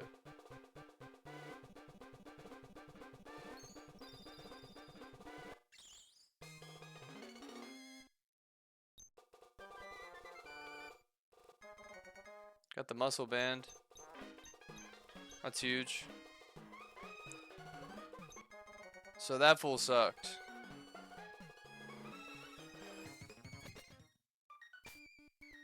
Trying to be PC, bro. You're doing an incredible job at it. Let me tell you. Ekin, snake. Whoa.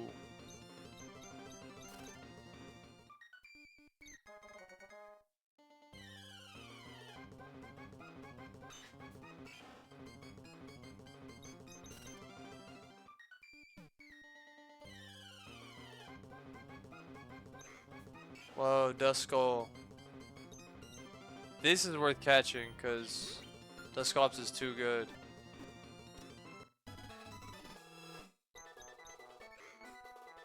What are the rules for a Nuzlocke? Bro, I don't know. You gotta look it up. I'm not Nuzlocking. We're gonna name this dude Ed because I just didn't mean to, but I did.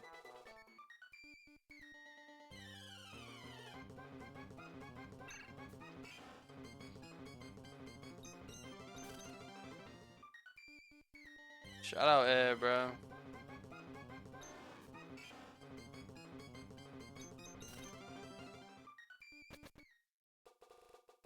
That's a question for Grok, my brother. You might have Grok verify that one.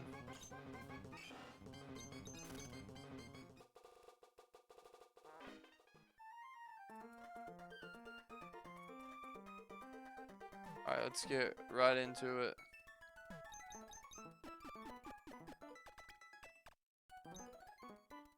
Is Grok still tweaking? I think Grok is still saying that he's Turbo Hitler or whatever he was saying.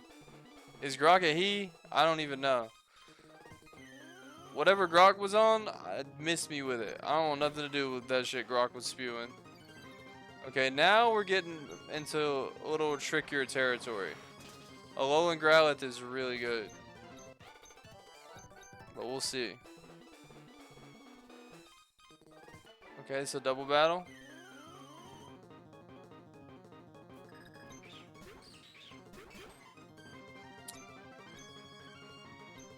I see what's going on here.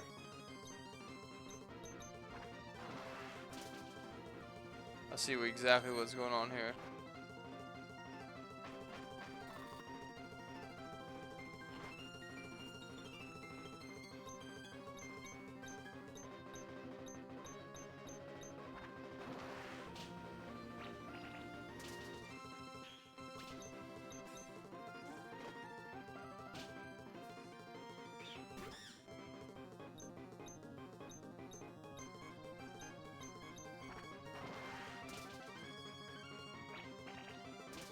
What a bisexual northern line.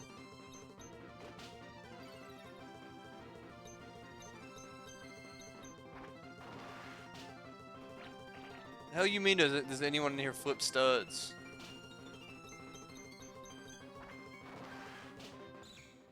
Break that down for me, bro. Oh, look at the Diglett with the hair, bro. Send him to hell.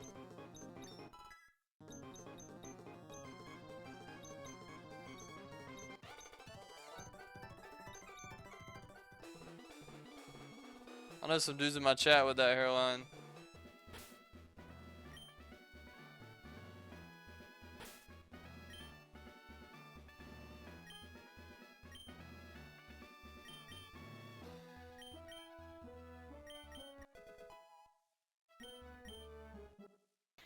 Oh!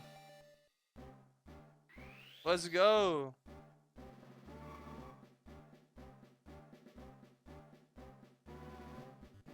I saw a dude give us the old topsy-turvy on the beach in a Twitter video the other day. I think I just told that story though.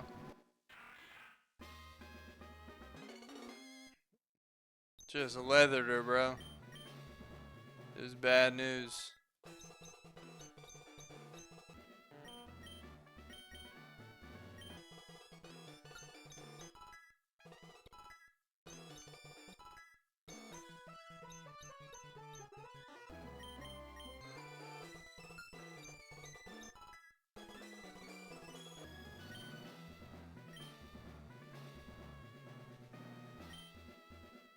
I don't like the direction the Stoke conversation is going. That's true. Maybe we change the subject. Would you kindly demonstrate how you battle?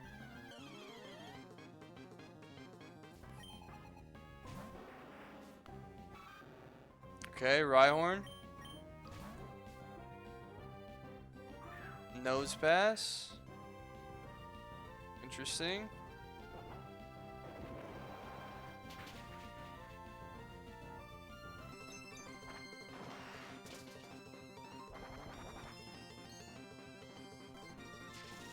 Thunderwave, huh? Well, I still have Prio.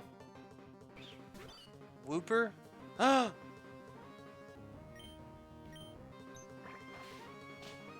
Ah!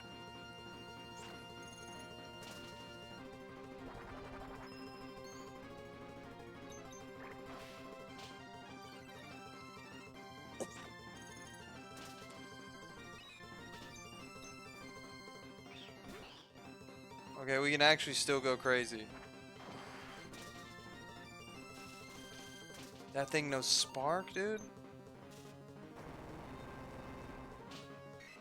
Moss, what level did you get to on Artel before you quit? What up, Day?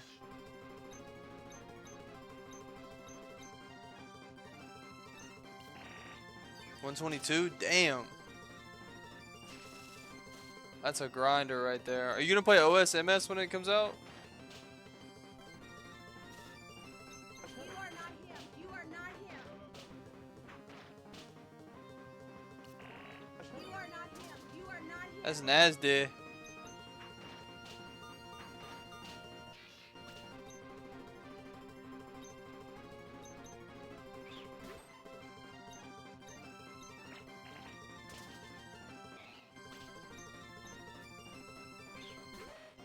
Whoa, Gligar, that's not good. Just kidding, I think we kill it. Oh, it's got Bulldoze though? Hold the phone, that's not cool at all. Alright, not good.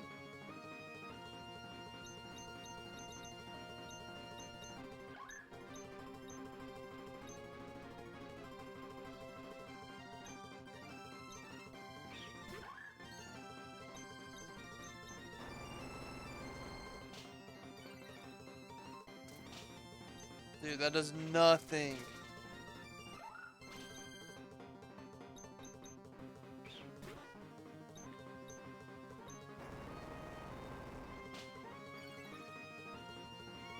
You are not him. You are not him. Watch this. I think we win here.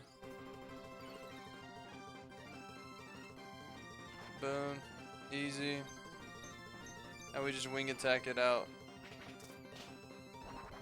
No, Jesus, bro.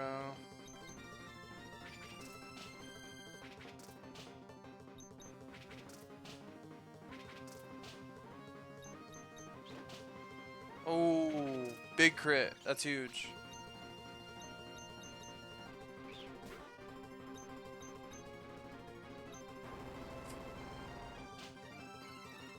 That's not good, but I'm already slow. It's fine. What's left? Rhyhorn.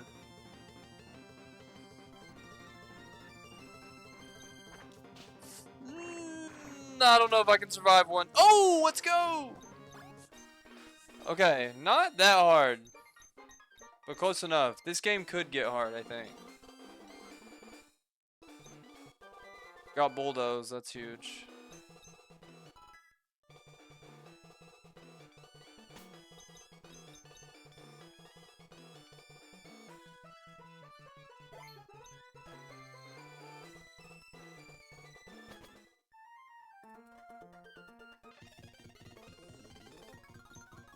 Damn. They just ran off on the old man.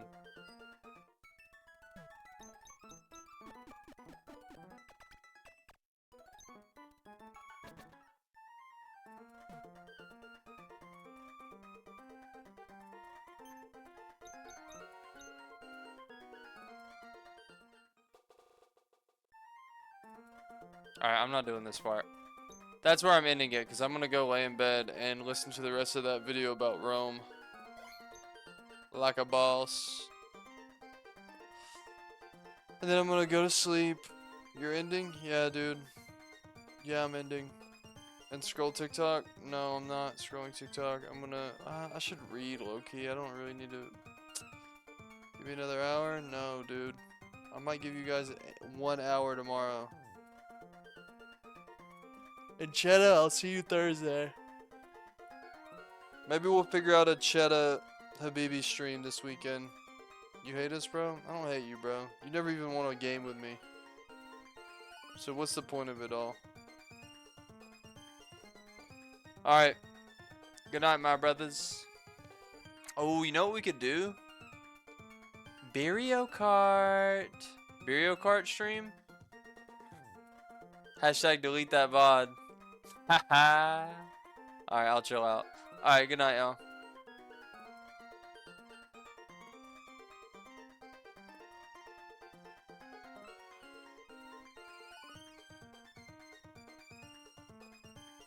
Peace.